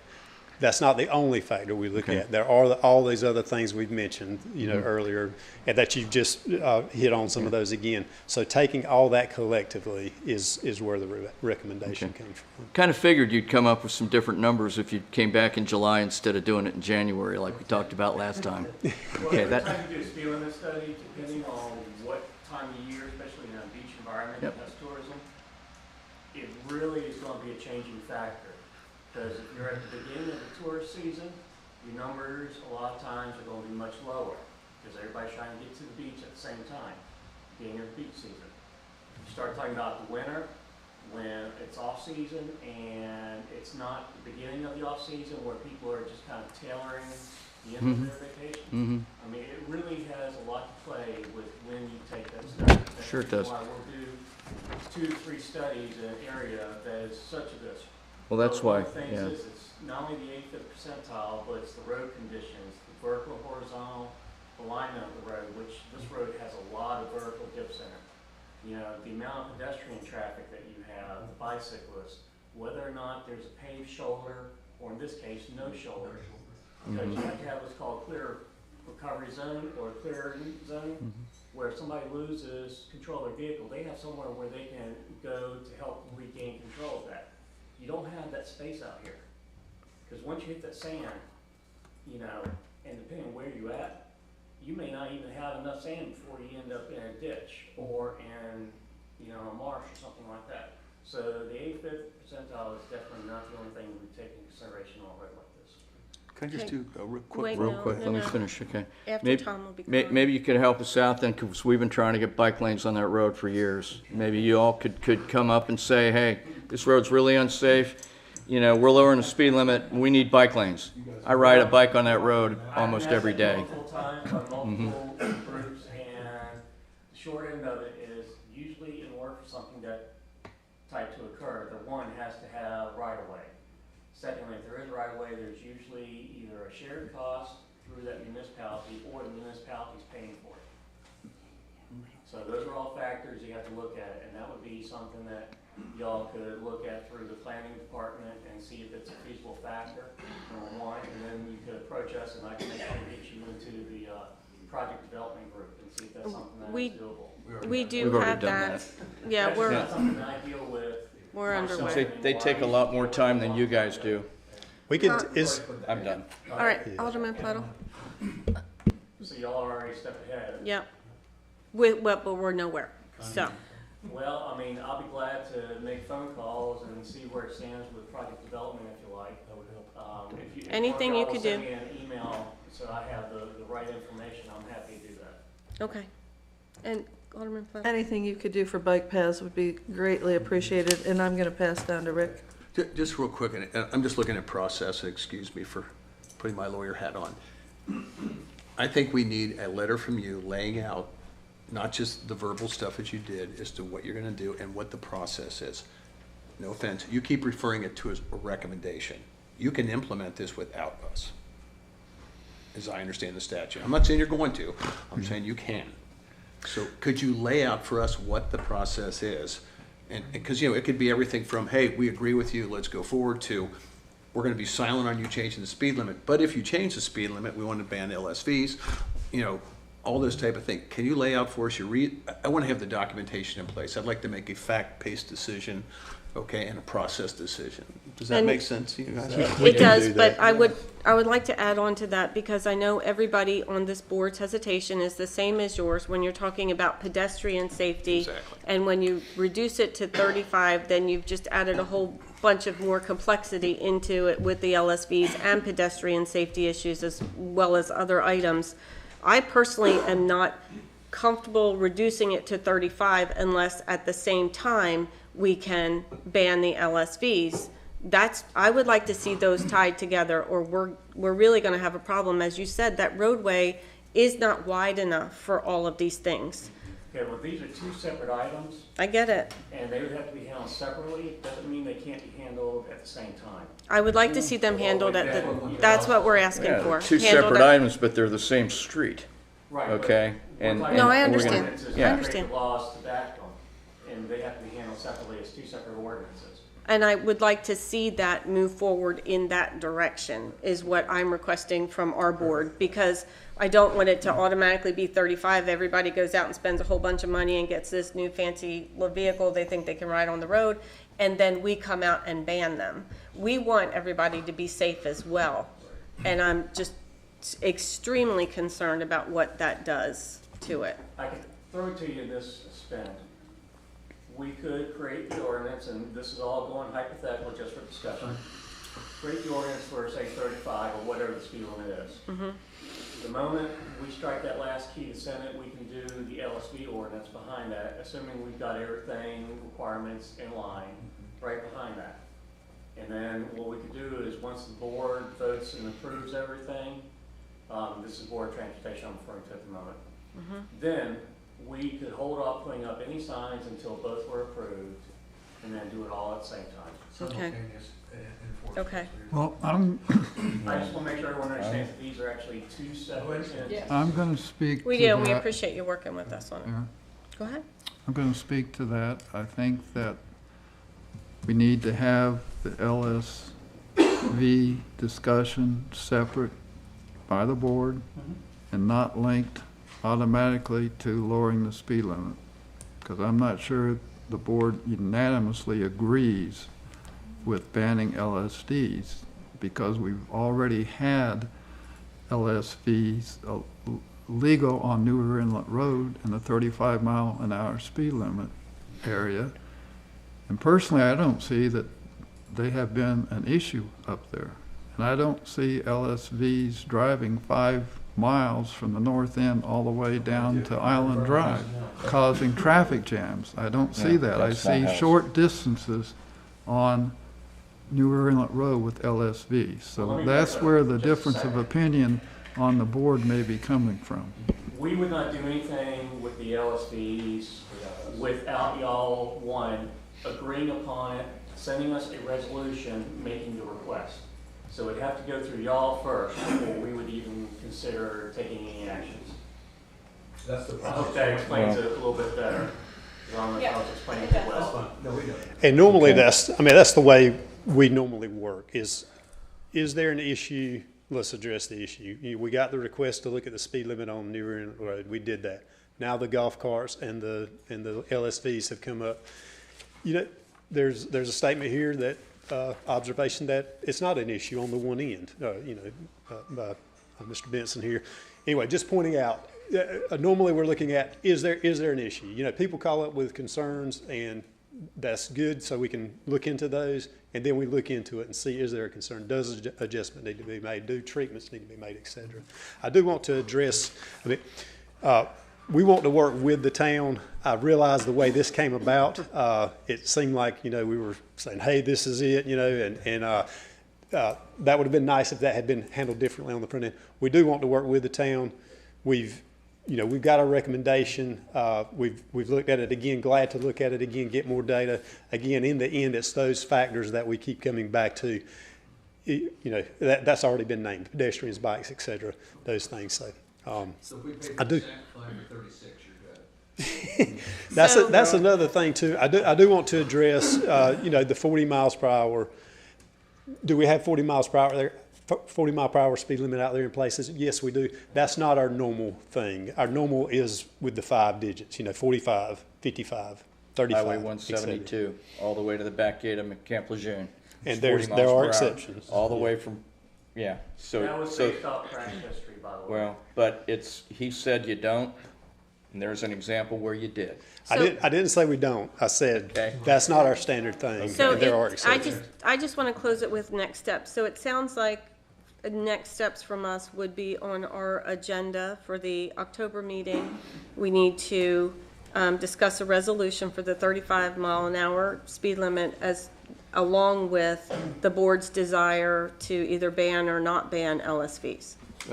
Hang on, I disagree with that. I do too. That's only It's okay. if we've got back from them what we need to go through the process. There's no With point in what us you having a requested. discussion until we get back from you guys what the process is, what you need, because all we're gonna do is in a circle. You're requesting a letter laying that out. Something else. Process, everything. I mean, you guys know what it is. Yeah. One thing I want to just throw out there about the LSVs, if you have areas where you feel comfortable that they are okay to use, we can do ordinances that limit, so you have this area over here where you got quarter mile where everyone goes to, that they're allowed, and then have it where the rest of the road is not legal. So we can do limits on those. If that's something that the town is interested in doing, it gives you options. I do want to mention this. I'm sorry. So in that case, do you not get into disparate treatment with homeowners where you are deciding arbitrarily in front of somebody's house they can have an LSV versus somebody else's? Because that starts to get into some disparate treatment issues. If we do a whole road, a portion of road, that could be anything from a speed limit to no parking signs.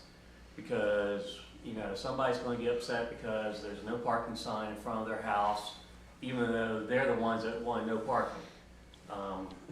I've had that recent as last week. Requested no parking signs, and they're upset because they're in front of their house now. That's NIMBY, baby. You know, so we have that all the time with just about every aspect of what we deal with, and it's just part of business that we have to accept. You know, not everyone's going to be happy, but we're looking at the masses, not the individual. We can't decide anything until we get. We'll put a letter out to you. I do want to address one thing that you mentioned in asking for that, and just in disclosure of what I know to date or think I know. In some of the research we've done, it is unclear as to whether we could just say, hey, it's 35 miles per hour as DOT. And that comes back to some specifics of New River Inlet Road being 45 when the town was organized and so forth, et cetera. I need to follow up on that. That was actually another person doing that research, and they were going to look into it further. But we need to do some more research on that end. But I wanted to disclose that. But we will put together a letter with as best we can with the best information we have of that process. Because, you know, that where I was going with that, Stoney, is if you look, you were talking about pedestrian traffic and everything. If you look at the housing and everything else, basically the first 3 miles or so is where all that stuff is. That's where all the parking lots are. That's where all that other stuff is. That's your biggest area. Well, And that's the other thing I didn't name, but yes, we have parking and we have amenities on the other side of the road along there. but I think at the end of the day, everybody is trying to accomplish the same thing, which is safety for the pedestrian. So we just have to continue to work together to get to that point where you're comfortable, we're comfortable, and we feel good about where we're at. But I'm hearing there's a deliverable from the state Yes. for the letter that outlines where you are and what our next steps are. Right. Yes, Correct. we will do that. Yes. And then for now, if we can put it as a placeholder on the next agenda, then that'd be great. Thank you, guys. You're welcome. Who should that letter be addressed to? Miss Darian, please. Okay. Hope you don't feel like you got beat up too much. Yes. The other Not deliverable. at all. This is Thank you. extremely mild comparison. Oh, I bet, yeah. Law enforcement may have to drag anyone out, so. Yeah, he hasn't drug anybody out. Madam Mayor, if I may, just not to belabor this point, but to remind the board also as well about the corridor study that Jumpo Yes. is, and I don't know, Stoney, if you guys know about it. Okay, I don't know if I want you involved, but I used to be traffic engineer for the city of Palm Desert, Gulf capital, California. So a lot of this is bringing kind of a deja vu moment here, but it can be done. And I know you guys exercise an engineering judgment, but that 40 is attainable, if I may, just on my way out say that. So the corridor study may be something that the board should look at, and Jumpo, again, will give you, that can be done. All right. Thank Leave you. it with that. Thank you. Appreciate it. Okay, if we're ready, I would like to move on to the next item, which Alderman Leonard is yours. Okay, where's the chief? Let's have the chief come up and talk to us about the charger. Please. Please.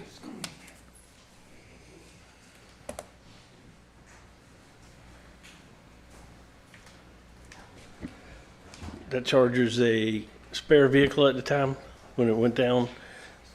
You were asking how it happened. Yeah. And here's where I'm at. Here's where I'm at, chief. You know, it's on here. It's in the. Microphone, please. It's you know it's in the package. Package is available for folks to look at. You know, anybody wants to review the board packet, and I think we kind of owe the taxpayers and citizens an explanation of why we're basically writing off a 2016 Dodge Charger and what happened to it and how did it happen is what I'm asking. Okay. It wasn't abused or anything. That was a all-wheel drive vehicle that we got. That's the only one we have that's all-wheel drive, and they're subject to have front-end problems with them. I talked to some people that build those and resell them, and they say for them it's not a big deal, but for us, it's over $2,000. It also had air conditioning problem, and it's got 115, 20,000 miles on it. So it wasn't worth putting that money into. Okay. In my driveway, that's low miles. Well, they run continuously also, so there's an hour meter on them. Okay. All right. That was it. Thank But you. I that- appreciate it. So what we'll do, if it's all right with the board, can we take a 5-minute recess? And then we'll start with new Well, business. you need to make a decision on whether you're approving the disposal Yeah, let's do that. before you break. Okay. So do we have a motion on the disposal? So Did moved. We didn't pull out the generator. Second. Can you vote, please? All in favor? Aye. Aye.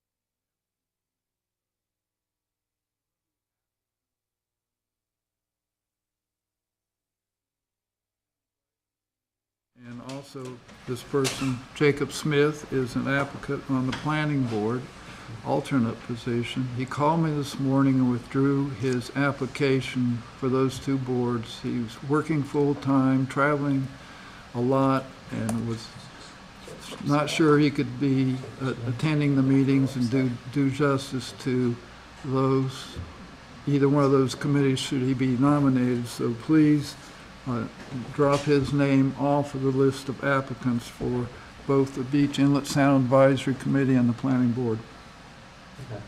Can I just add something? Hey, Mike, I also, when I was looking at the list, is she still here? Terry, you still were interested in BISAC, weren't you? He is, she's. No, but I thought that she's we current. had. Terry is current. She's still current? Yeah. Who is the person who's leaving BISAC? John Gardner. Oh, okay. Okay, so we're going to get started with our new business, and for the first one, it's for the BISAC committee, applications for considerations. There's one vacancy, and I'd like to thank Charles Walker, Stephen Paul Newbern, Jacob Smith, Jason Starr, and Phil Fowler for submitting applications. And what we're going to do is, since there's one, if the board could please write down who they'd like to nominate and pass them down, we'll get them over to Ms. Darian. Would you see if any of them are here? Is anybody here? Yes, please stand up, sir. Please stand up. I'm right. Okay. Oh, I'm sorry. This is BISAC. Just BISAC. Thank you, Okay, Jason. thank you. And I said your name wrong, I'm Do sorry. you have to sign these? Yeah. We We do did. sign these? We have in the past, yes.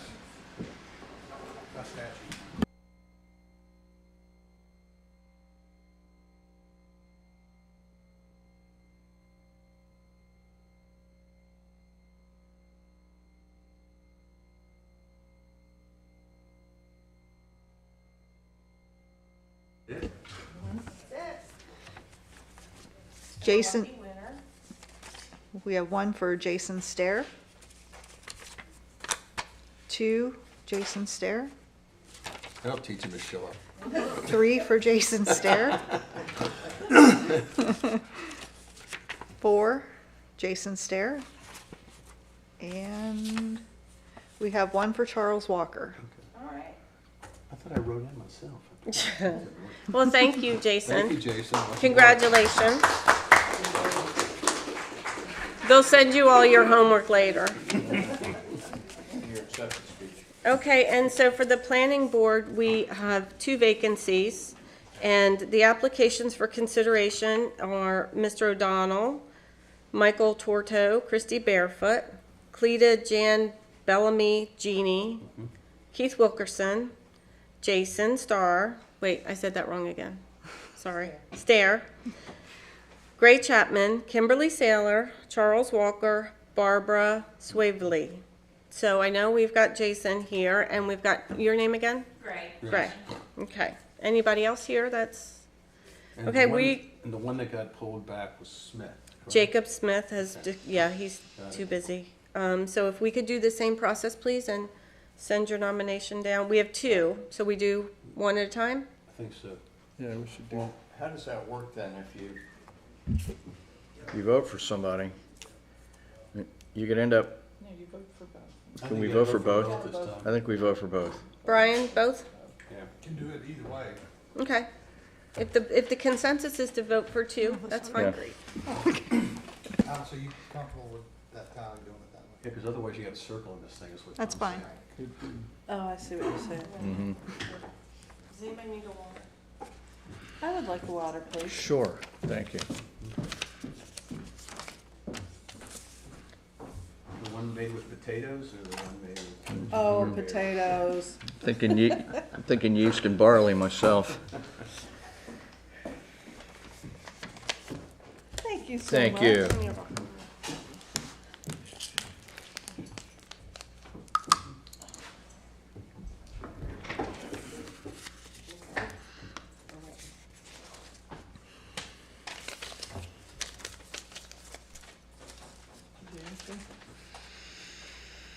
Don't you do that? Yeah, I did. That it? Thank Everybody you. done then? Mhm. Well, I Count them up first and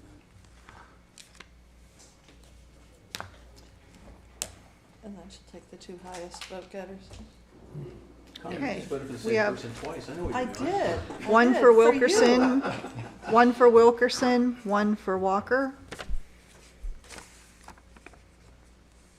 one for Wilkinson, one for Bellamy,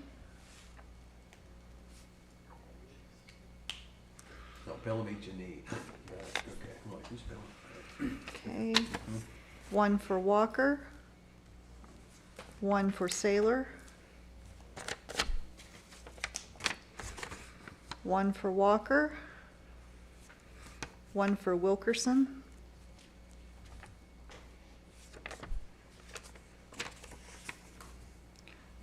one for Barefoot, and one for Chapman. So Wilkerson and Walker. So you have 3 votes for Mr. Wilkerson and 1 for Mr. Walker. 3 for Mr. Walker. Sorry. All right, so those are your two. Those are our two planning board. Alternate.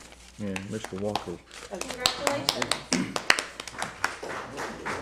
Yeah, Mr. Walker was here earlier. Yeah, so. Okay, so we're gonna move on to the next item, is the Onzo County Shellfish Lease Proposal Update and consideration of a moratorium on new shellfish leash in Onslow and Pender Water. Mayor Pro Tem Benson. Thanks, Mayor. I hope you've all studied the email to Manager Durian from Chairman Smith. We've had a pretty good discussion on shellfish leases at the Topsail Island Shoreline Protection Commission meetings, the last couple of meetings.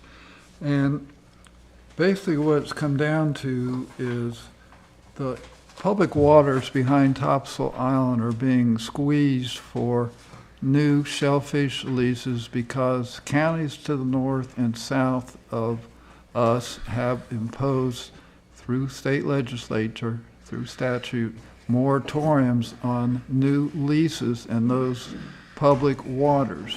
So it's forcing the state regulators who grant these shellfish leases to look for space in areas that are still public waters and not subject to these moratoriums. So it's forcing leases into our area. Behind North Topsail Beach alone, there are 30 shellfish leases according to my count.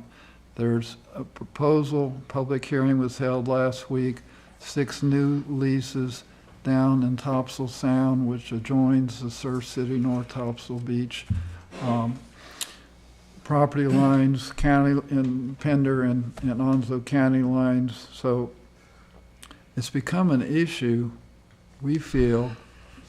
Topsail Island is, we're here for tourism. And how do you balance tourism and public use of boating public's use of public waters with these increase in shellfish leases, particularly the calm leases where you have these white plastic pipes sticking up marking lease areas. The calm leases have suspended apparatus for the production of the oysters. Also, these lease areas impinge upon the shoreline of the inland water areas where recreational fishermen are trying to catch fish along the shoreline. There's that consideration. So basically, Chairman Smith is asking each of the 5 municipalities, 3 municipalities and the 2 counties, are we interested in supporting a moratorium on additional leases, not the existing leases, but on new leases in the future? And the way this would work is it would be a groundswell effort to convince our state legislators that a statute would be needed for a moratorium in Onslow and Pender County for new shellfish leases. And there are several points made in this document that I provided to the board in addition to what I've already said. So rather than, going through everything one by one, I would just ask, have you thought about this, and would you be willing as a board to support the effort to try to obtain a moratorium for future shellfish leases in our public waters? So I'd like to get feedback on that. So you're not asking for a specific motion, you're just Well, asking for we feedback? can do it either way. We can have a consensus or we can do a motion, whichever pleases the board. But I think we need to have some expression from the board members as to, their feeling towards this suggestion, this idea of a moratorium. I just want to throw out, before the board starts discussing too, is that I know that when it was mentioned in an email about the mayor of Surf City working on preparing something. I spoke with the other town managers, and we feel if the board wants to pursue that we come up with something with consistent language that I can bring back at a future board meeting, if that's the direction that you want to go, to make it simpler. If all three towns that are involved in the Shoreline Protection Commission were to come back approving something like that, would it have any additional weight if it were to not come from the three towns individually, but collectively from the commission? Yeah, the idea is that the commission would be the supporting group for this, not the town. Yeah. Okay, so the question I have in terms of background is, Well, each town. Somebody, too many are on. Somebody turn their mic. I'll let mine off. Each town would be supporting that if you decide to, to approve whatever we draft, if you choose to Yeah, so it would still go through in that direction. It would still go through the commission then, or not? Yes, but we Okay. would still be approving something as a board as well. Mike, do you know if informally anyone's spoken to any of our state representatives, Carson Smith, Michael Lazar, anybody regarding where they stand on the issue, or are we just trying to do this to get their initial attention? As far as I know, there's been no communication through the Shoreline Protection Commission with our representatives. All right. I would be agreeable for us to have Alice look into that and work towards a moratorium. So at this point, is it the consensus of the board to direct Alice to just follow up and bring that language back to us? That's Can we being discuss this drafted? first? Yeah. I'm the only one that went to the meeting last week. Okay, and like I said, I don't have a strong, except for finding under the World Wildlife Federation talking about the benefit of having oysters, and listening to the presentation of the state last week. The objections were, and I think one of the gentlemen talked about it here, was recreational fishing and stuff like that. And I know after the meeting, the one that they were objecting to, he sat down with them and said, I can move this stuff around. There's a lot of, and I don't have a position on this. I don't know why this is in our lane to do this, because it's a state regulation, not us. But putting that aside is, when you guys looked at this, did we weigh the benefits of having oysters? Because the stuff that they were doing, every lease that they were asking for, they do a sampling of that sand. And I would say almost every single one of them said like one per acre or 2 per acre. There was nothing there. And so they're going to be seeding this. So, and like I said, I don't know anything except what I was reading. I figured Mike had this. World Wildlife Federation is a big proponent of oyster stuff. I get the argument. The only people that were objecting to one of the leases, not the other ones, and nobody else attended. There was like 6 of us there. Was around sport fishing, that type of thing.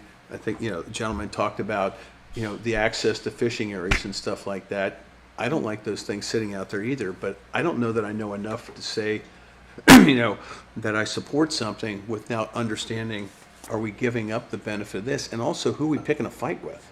Because some of these people we may need going forward helping us with some of our beach projects, and I don't know which side of this issue we should be on, so.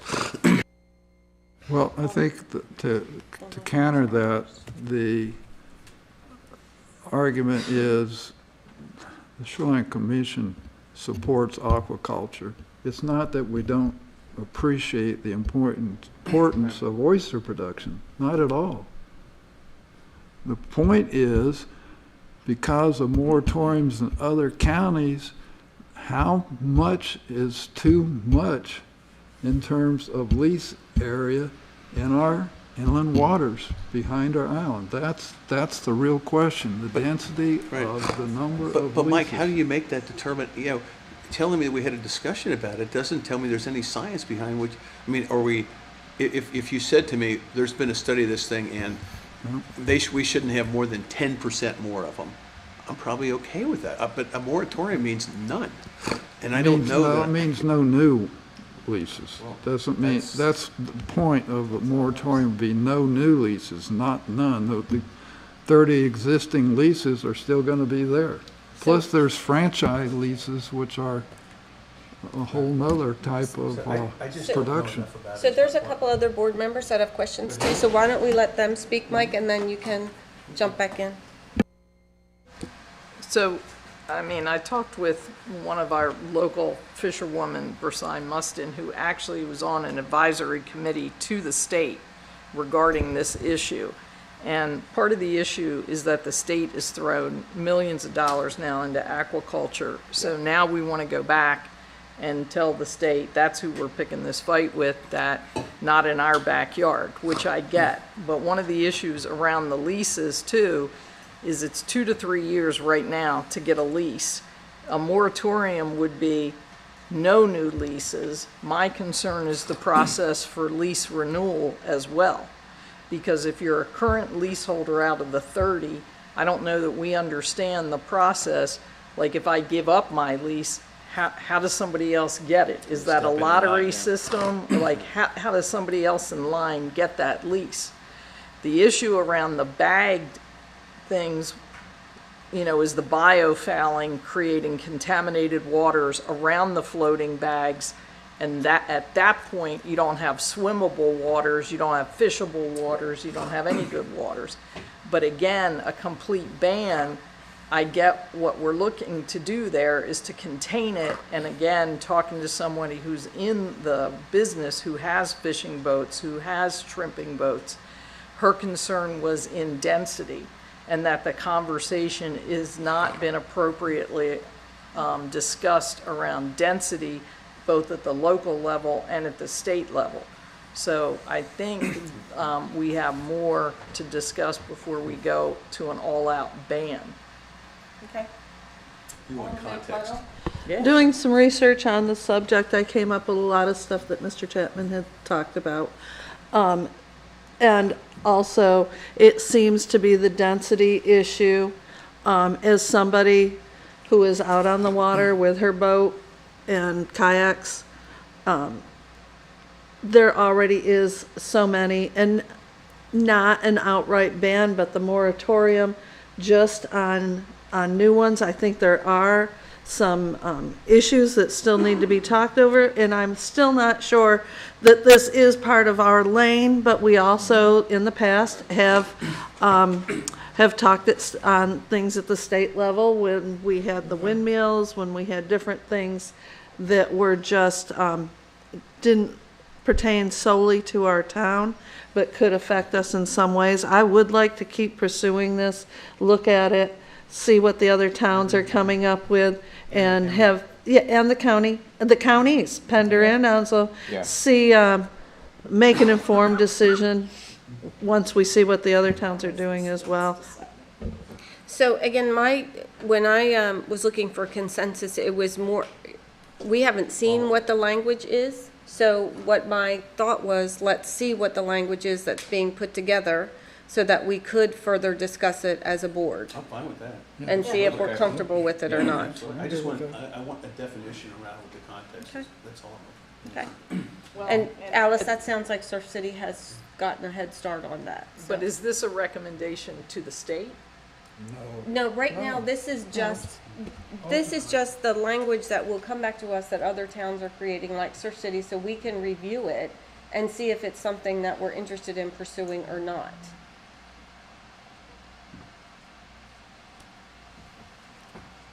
It looks to me like ultimately we are potentially going to the state Right. with a recommendation for a moratorium. That's kind of what I'm reading here. Or it's a recommendation to the state from the three towns TISP. together. From Right. that, TISPC. Yeah. we have some wording, but it's gotta go to the state, or it's, because we're essentially, since they've put all this money into aquaculture, we're essentially now saying, no, look at the density issues, and maybe, you've gotta look at lease renewals as well as new leases, and the type of leases you're talking about with the type of equipment, the bags or not the bags. So I think it's a more complex issue, but I'm anxious to see if the three towns could put something together, but it's gotta go to the state, because they're the ones that have thrown millions into the aquaculture, which is encouraging all these leases. Well, and I agree with you, Laura, and the other side of this too, and this is not my position, but it's just discussing the whole issue comes back to Rick, and it may have been you, one of the two, you said, the fight that we're picking, okay? Right.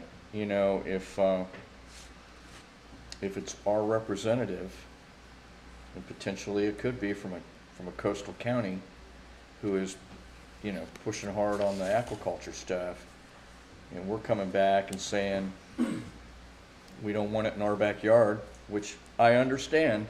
I'm just trying to have the big picture discussion here. And then we need something later on down the road, like, I don't know, maybe some money from this shallow draft inlet fund to nourish a beach, or something like that, or need a congressman or a senator to weigh in on something for us. And maybe the same congressman or senator who's been pushing aquaculture, we may paint ourselves into a corner without even realizing it. Mm-hmm. So we need to go slow, I guess is what I'm saying. Right, and I don't believe we're making a decision today. No, we're not, but it's just, we're having a discussion here. Mhm. We gotta lay out all the potentialities of, the pros and cons here. And I'm not against it. I I'm just not want some either. context around what Yeah. we're doing and who we're picking a fight with. Okay. So Mike, I'm trying to figure out who's working on the wording, and whether it's going to that committee, or are we looking for the three town managers to put something together? It was At this- just discussed at this- amongst us, and Surf City said that their mayor said in that, according to that email that Chairman Smith circulated, that there was language being drafted, that we would sit and look at it as the three towns, and so that you all were looking at whatever, Same thing. the same language. I think we need to start there. Are we looking at that for October, or? I would say so, yes. Not before October, maybe even past October. Depends on what the counties do and what the other towns do in their board meetings, like the discussion we're having. So, to Tom's point, though, in the meantime, do we need to do some background research to see, who really out of our state representatives is working these issues? So that we understand, who's working on this and who from the county has supported things in Or not. regards to the aquaculture, because we have a proud history Well, in Sneed's yeah. Ferry of Sure. fishing and oystering and That's the point shrimping, Yeah. and we are not, banning all future is not necessarily gonna be supportive of the, families and economies in Sneed's Ferry or Jacksonville that Well- rely on fishing. And to your point too, it could be very embarrassing to walk in and say, hey, Senator Lazara, I really need your help putting the skids on this stuff. And then to find out, well, hey, Tom, I'm the guy that pushed for it. We need to know who, Right. we need to know all, and again, and Shane, understand, I'm not saying that I don't agree with everything you mentioned up here. We just gotta make sure we do this smart. May I make a comment? At the end, yeah, at the end. I am going to encourage some of our local folks who have been on these advisory boards with the state and who got called from the local fishing and shrimping community to come in and speak with us for their 3 minutes to give us their opinions. Well, and they should probably go to the TISPC meeting. However, on the other side of that coin, the commercial fishing industry is very strong in North Carolina, especially at the legislative level. They have the people that speak for them, and just hearing their side of the issue is a lot different than hearing from the recreational people who that just need to have their voice heard as well. Okay. All right, we're moving on. Sounds good. Thank you. Thank you. Okay, the next item is, Ms. Darian, the master agreement for the on-call engineering and related services. Okay. This is going to be quick because I already covered everything in my report, so unless there's any further questions on the process or the agreements, I have outlined the recommended firms that we enter into master agreements with, so if the language is spelled out for you to read. And so what we're looking for is a motion to approve the master agreement for on-call engineering and related services as prepared, and to execute with the following firms: Stantec Consulting, Withers Ravenel, WK Dixon and Company, Geosyntech, Consultants of ATM, and TI Coastal. So moved. Second. Any discussion? All in favor? Aye. Okay, the next item is, this should not be painful either. Registration and sponsorship for the NC Beach Inlet and Waterway Association Fall Conference for Monday, November 19th and Tuesday, November, I guess that's 20th, in Wilmington at the Aloft. And this again is Manager Darian. Yes, and historically, the board has always approved the silver level membership, which includes 2 attendees at the conference, and that's the most logical approach to registration. So I'm looking for a motion to approve that silver level sponsorship. So moved. And attendance at the 2024 NC Byway Fall Conference. I didn't even get all that out before he so moved. Okay, Well. so we have a motion. Do we have a Yep. second? Second. All in Aye. favor? Aye. Okay. All right, and now we've got our finance officer Helms with the finance report.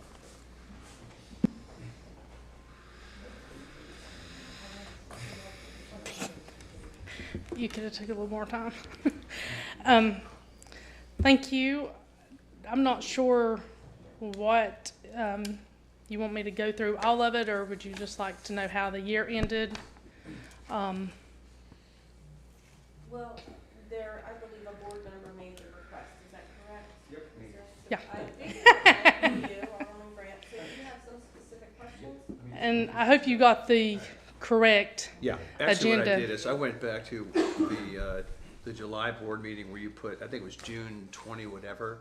So I was looking at the different funds and stuff. What I was trying to do is, it looks like from revenue and expense standpoint, we're fine. We did great, I Right. think. But what I would like to have our fund, we don't have a balance sheet. I'd like to see what the fund balances are, because we've got some big projects coming up.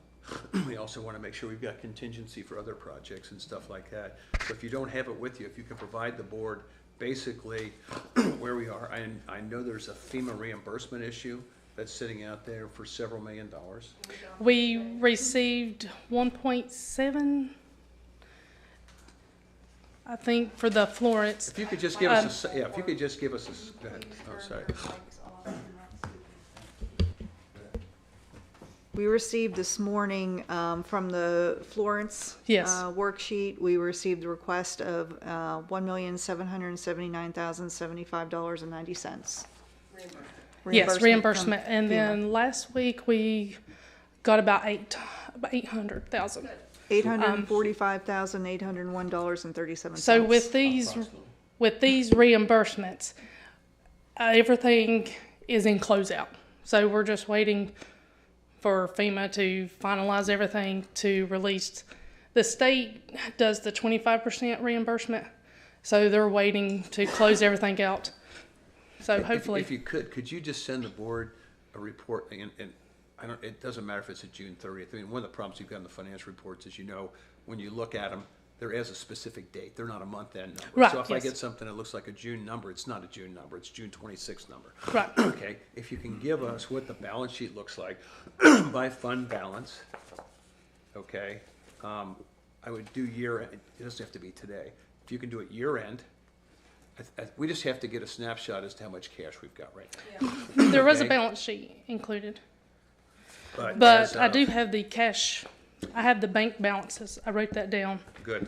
Um, Yeah, if thinking could s- you would want right, that. If you could send that to us. Okay. Because the other thing too is we've got 10 point, I'm gonna call it encumbered, which it technically isn't, but the money we got for phase 4. Yeah, the DEQ, we have 10 million. Is sitting there, okay? Because the other thing I'm looking at is, if you look at the interest that we've got last year and what we're looking at this year, we're looking at some pretty good numbers because of the cash that we have available, right? And so if you could just give us a snapshot, cash balances, okay, I'm gonna call it encumbered and unencumbered. You're probably gonna have to do what Alice just read to us and say, when we were looking at the FEMA reimbursement stuff, at the end of June, we were still out $2.5 million. A footnote just says we've gotten that money back. But just give us an idea as a board as to where we are cash-wise. Yeah, I can do Okay? that. That's all I'm looking for, is to make sure we've got the money in the bank, and I think we're fine. Okay, any other questions? Okay, thank you.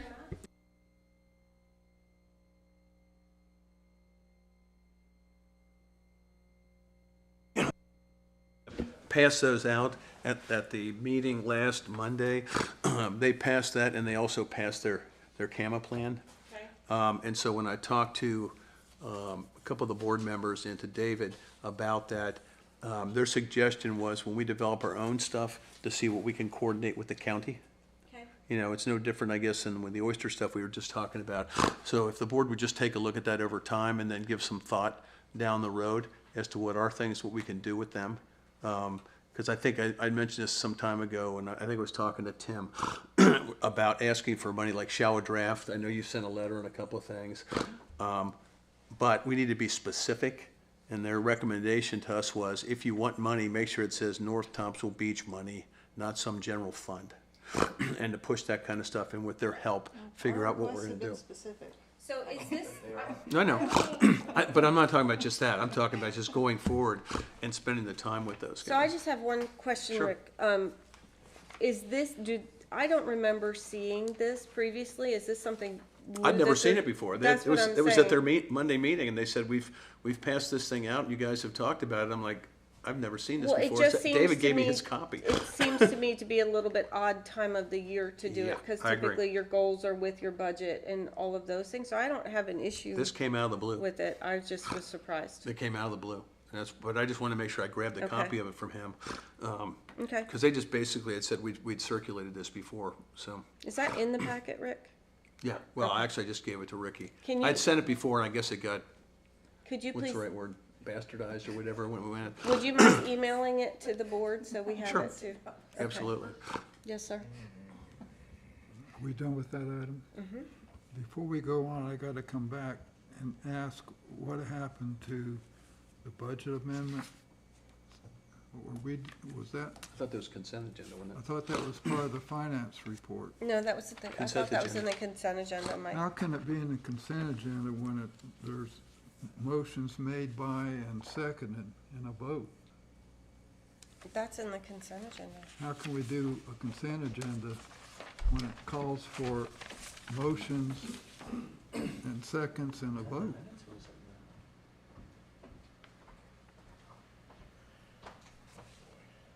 Yes, these were the, The three budget amendments. pulled forth. You wanna go over these? Yeah, there was 3 budget amendments for the September of, one is for the police department when they sell surplus, that they get money if it's bought with federal dollars.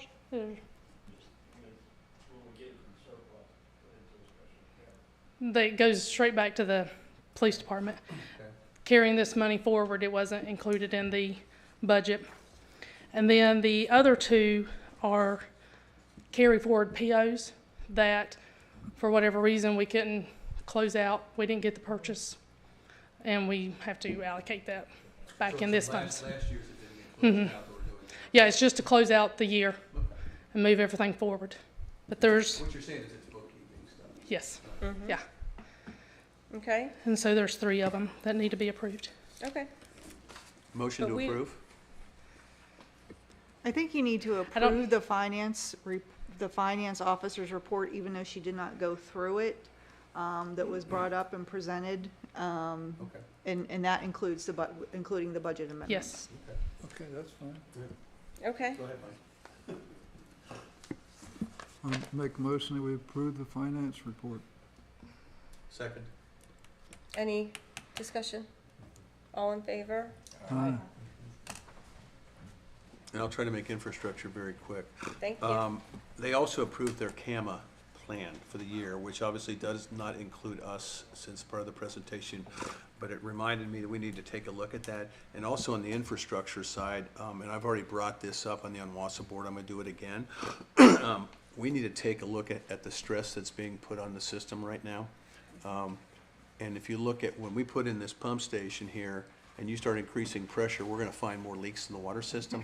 And so I'm pushing at our next Onwassa board meeting, to take a look at replacing old mains. When I ran a gas utility, we had money in there, we used to call it the bare steel thing. There's not money being budgeted, okay, to take care of that stuff. And when they turn the meter, as we know, from Surf City to us, the leakage there was off the charts. And then the second thing on that is, with respect to the things with Onwassa, in our budget on the Onwassa side, we do have the money in there to do the planning to put a water tower in the north end. But unless we're doing the infrastructure and figuring out the rest of that stuff, and I know you sent an email, you sent a letter to the Senator Lazara, trying to get, that's gonna be one of our legislative goals, to get the money for that. I'm just saying, for a future thing, I would like us to think about what we wanna do infrastructure-wise, how it affects us.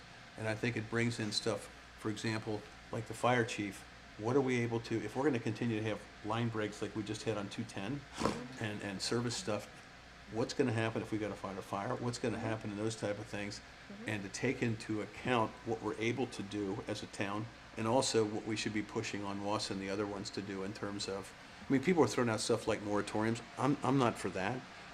But one of the things that we found on the Onwassa side is the new customers, particularly here, are not 1,500 square foot buildings, okay, that have 3 bedrooms and they're a beach house. And so the water usage, I think June over June, I can't remember if it was 12% or 15% higher than the previous year on Onwassa stuff. That's not sustainable with the money Onwassa's got on the water side, nor is it sustainable for us. So it's just something for us to think about. And since they've just done their CAMA plan, when we're doing that kind of stuff, it's something I think that we ought to take in consideration as well. I just want to make sure that everybody understands that putting stuff in here is not going to fix the problem we've got with infrastructure. No, and please feel free to send Onwassa issues to Rick, that's what I do. That's what he's here for. The other thing I would like to do, if you bring up the CAMA plan, is it's been a while since we've all looked at that. I know those of us have been on the board for a while have read it. It is a very detailed and good document. So Laura, if you haven't had a chance to read that yet, Deb can direct you to where it is. It's right on the website though. It would be good if you go through that, so then when we start to discuss the CAMA plan, everybody's on the same education page.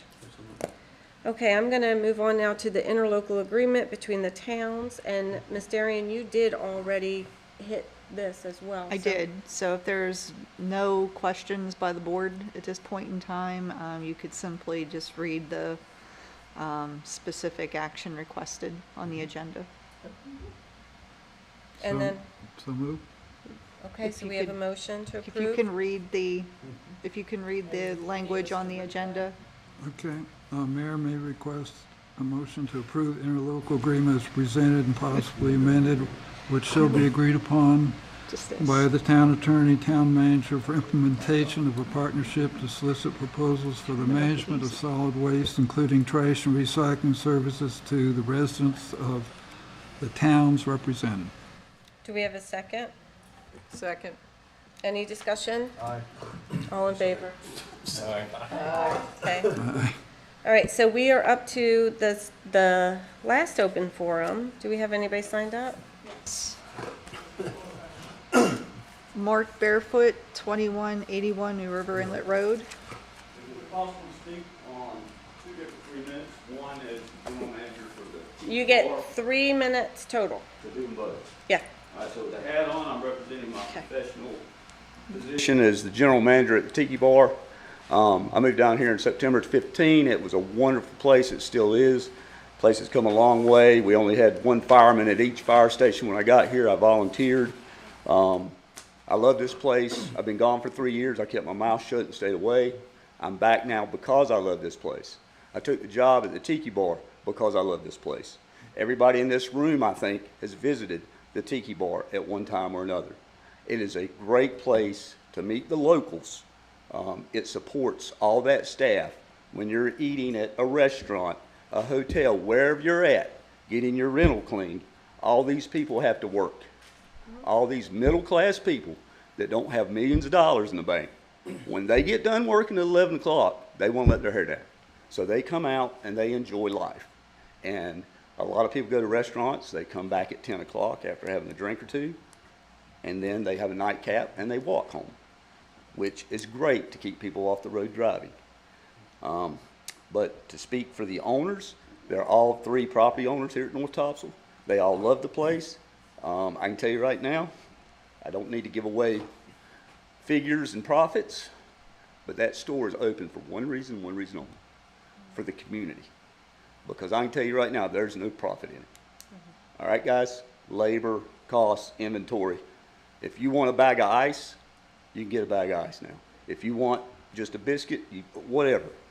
Drink, soda, in the middle of nowhere. Minute and a half left. Personally, the Tiki Bar is a great place to meet everybody. And I will say I've seen business transactions made, I've seen friends made, I've seen wedding parties, I've seen people meet one another and come back and get married, and then they have their reception there. I am in charge. All our entertainment is scheduled to stop at 10 o'clock. Thursday night, I would like to try and talk with the town about getting special permitting to go to midnight so that the locals that do work their butts off for everybody here have an opportunity to let their hair down. And the only thing that's changed between the last 10 years and now is the planning board approving the houses to be built in that neck of the woods. We love the neighbors, support the beignets, food trucks, Real Housewives of Topsail Island. We do any and everything we can to support the community. Personally, I can walk away and not even worry about this place. I get another job, drop of a hat.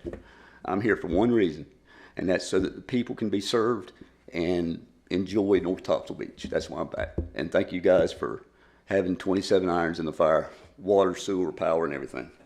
Thank you. Thank you, sir. Alice, anybody else signed up before? Mr. Bardis.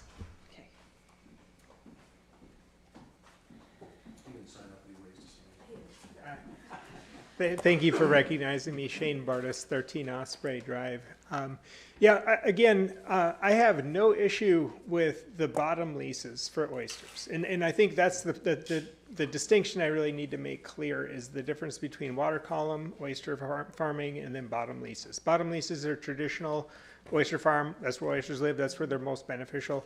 The issue I have is with the water column leases. This is the floating cages. And so I would encourage you to not put us in a hole saying we want to ban oysters farming altogether. The 2019 bill is they're trying to make oysters $1 billion a year export. So I don't think that would behoove the community to say we're trying to ban oyster farming. We're trying to mitigate some of the potential issues on environmental impact and things like that with water column oyster farming is where my concern is. So I just wanted to make that clear. And we're not trying to ban oyster farms or in bottom leases. We are concerned with the water column oyster farming. Thank you, sir. Since I'm not addressing this to him, but if anybody has information on what those leases look like, I would appreciate getting something on those too, the ones you're talking about. I don't know what they are, so. I can put you in touch with Ray Britton. He's been one of the more active people. He spoke at the meeting too, and we've been writing letters as well. But Ray was going to try to make it today, but he's a local charter captain and has been here a long time, and he is very informed. Yeah, he was there.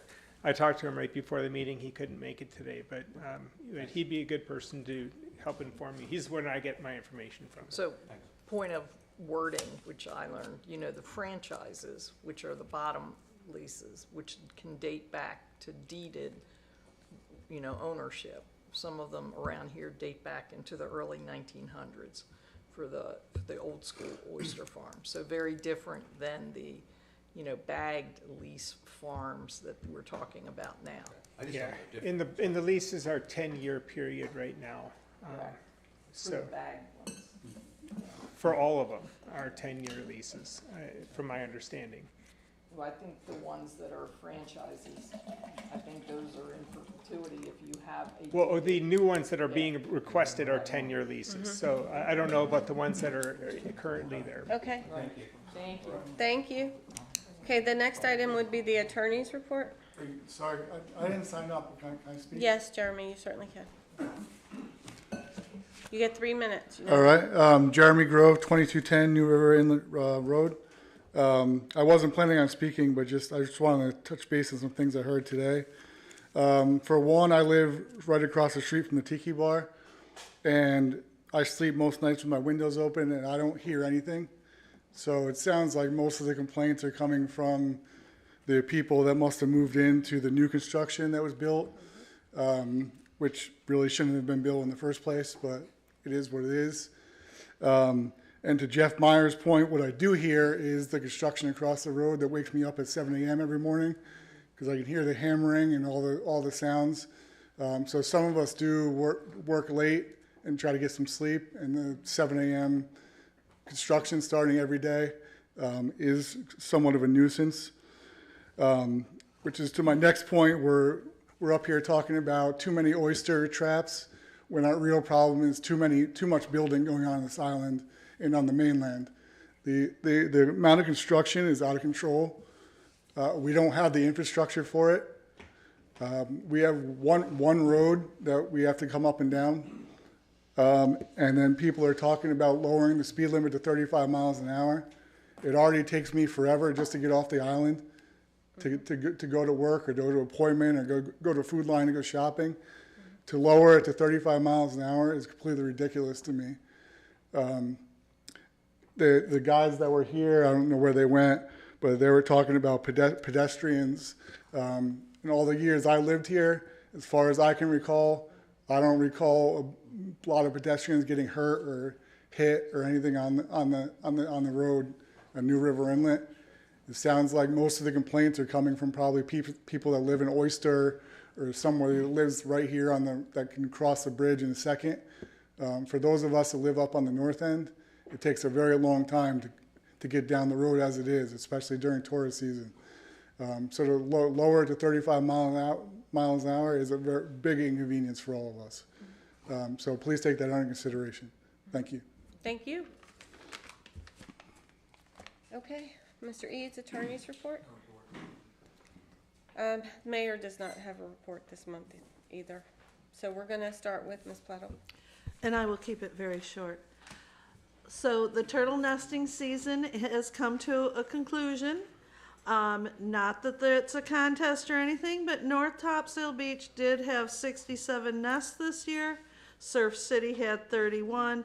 Topsail Beach had 6. They are still hatching. There's 38 left to hatch. And the residents, especially of North Topsail Beach, have been so great in turning off their outside lights and actually allowing the turtle people to park in their driveways and access the beach from their accesses. It's been wonderful. Somebody brought us ice cream the other night. So we really appreciate the townspeople for that. Also, if anybody is interested on, up in Jacksonville at the Freedom Fountain on September 17th at 4 o'clock, they are having a Constitution Day ringing of the bells. That is something that is an annual thing across the whole United States. Connie, can you hold on? Hey, guys in the back, can you take the conversation outside? Because it's hard to hear Ms. Plato speaking. I can be louder. um, it just celebrates the day that the delegates emerged from Independence Hall at 4 p.m. on September 17th after signing the Constitution. The Daughters of the American Revolution actually sponsor it here in Onslow County, of which I am a member. All right, thank you everybody for coming out, and we appreciate everybody. Thank you. Thank you, Alderman Leonard. I'll be brief too. Thank everybody for coming out. Congratulations to the new appointees. You'll be sorry. Last month I attended the 2nd Marine Expeditionary Force Exchange of Command over at Camp Lejeune. And last item is I want to remind everybody that we're still in the middle of hurricane season. And not to be the downer, but this is historically our most active month, so make sure everybody has their preparations in order and bought their water and their milk and all their stuff, and that's all I have.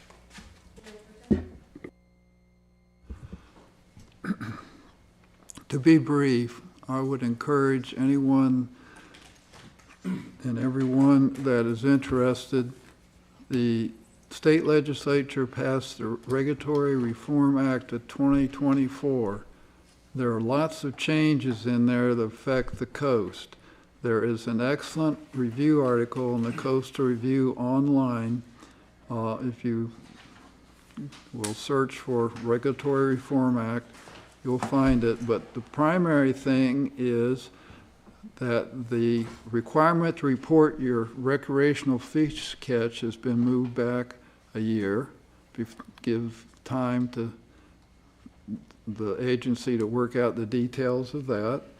And the other thing that is critical there is that property owners with walkways and piers who decide to replace them, or if they're damaged in a storm, no longer have to get a CAMA permit, although you still have to get a municipal building permit to rebuild that pier as it is. That's a pretty significant change in terms of CAMA regulations. Just want to let everybody know the Onslow County Visioning Forums, there is one this week, and it's actually tonight. And so Onslow County Government Center, September 4th, 6 to 7:30 p.m. If you want to have some say in the county visioning, I would encourage you to attend that. Alderman Grant. You heard my Onwassa stuff, and county all said thank you. Thanks for coming. And then we do have a closed session, which we are going to move upstairs, so whoever would like to stay till the end of the meeting is certainly able to do that right here. So if I can have a motion to go into closed session. A second? Second. All in favor? Okay.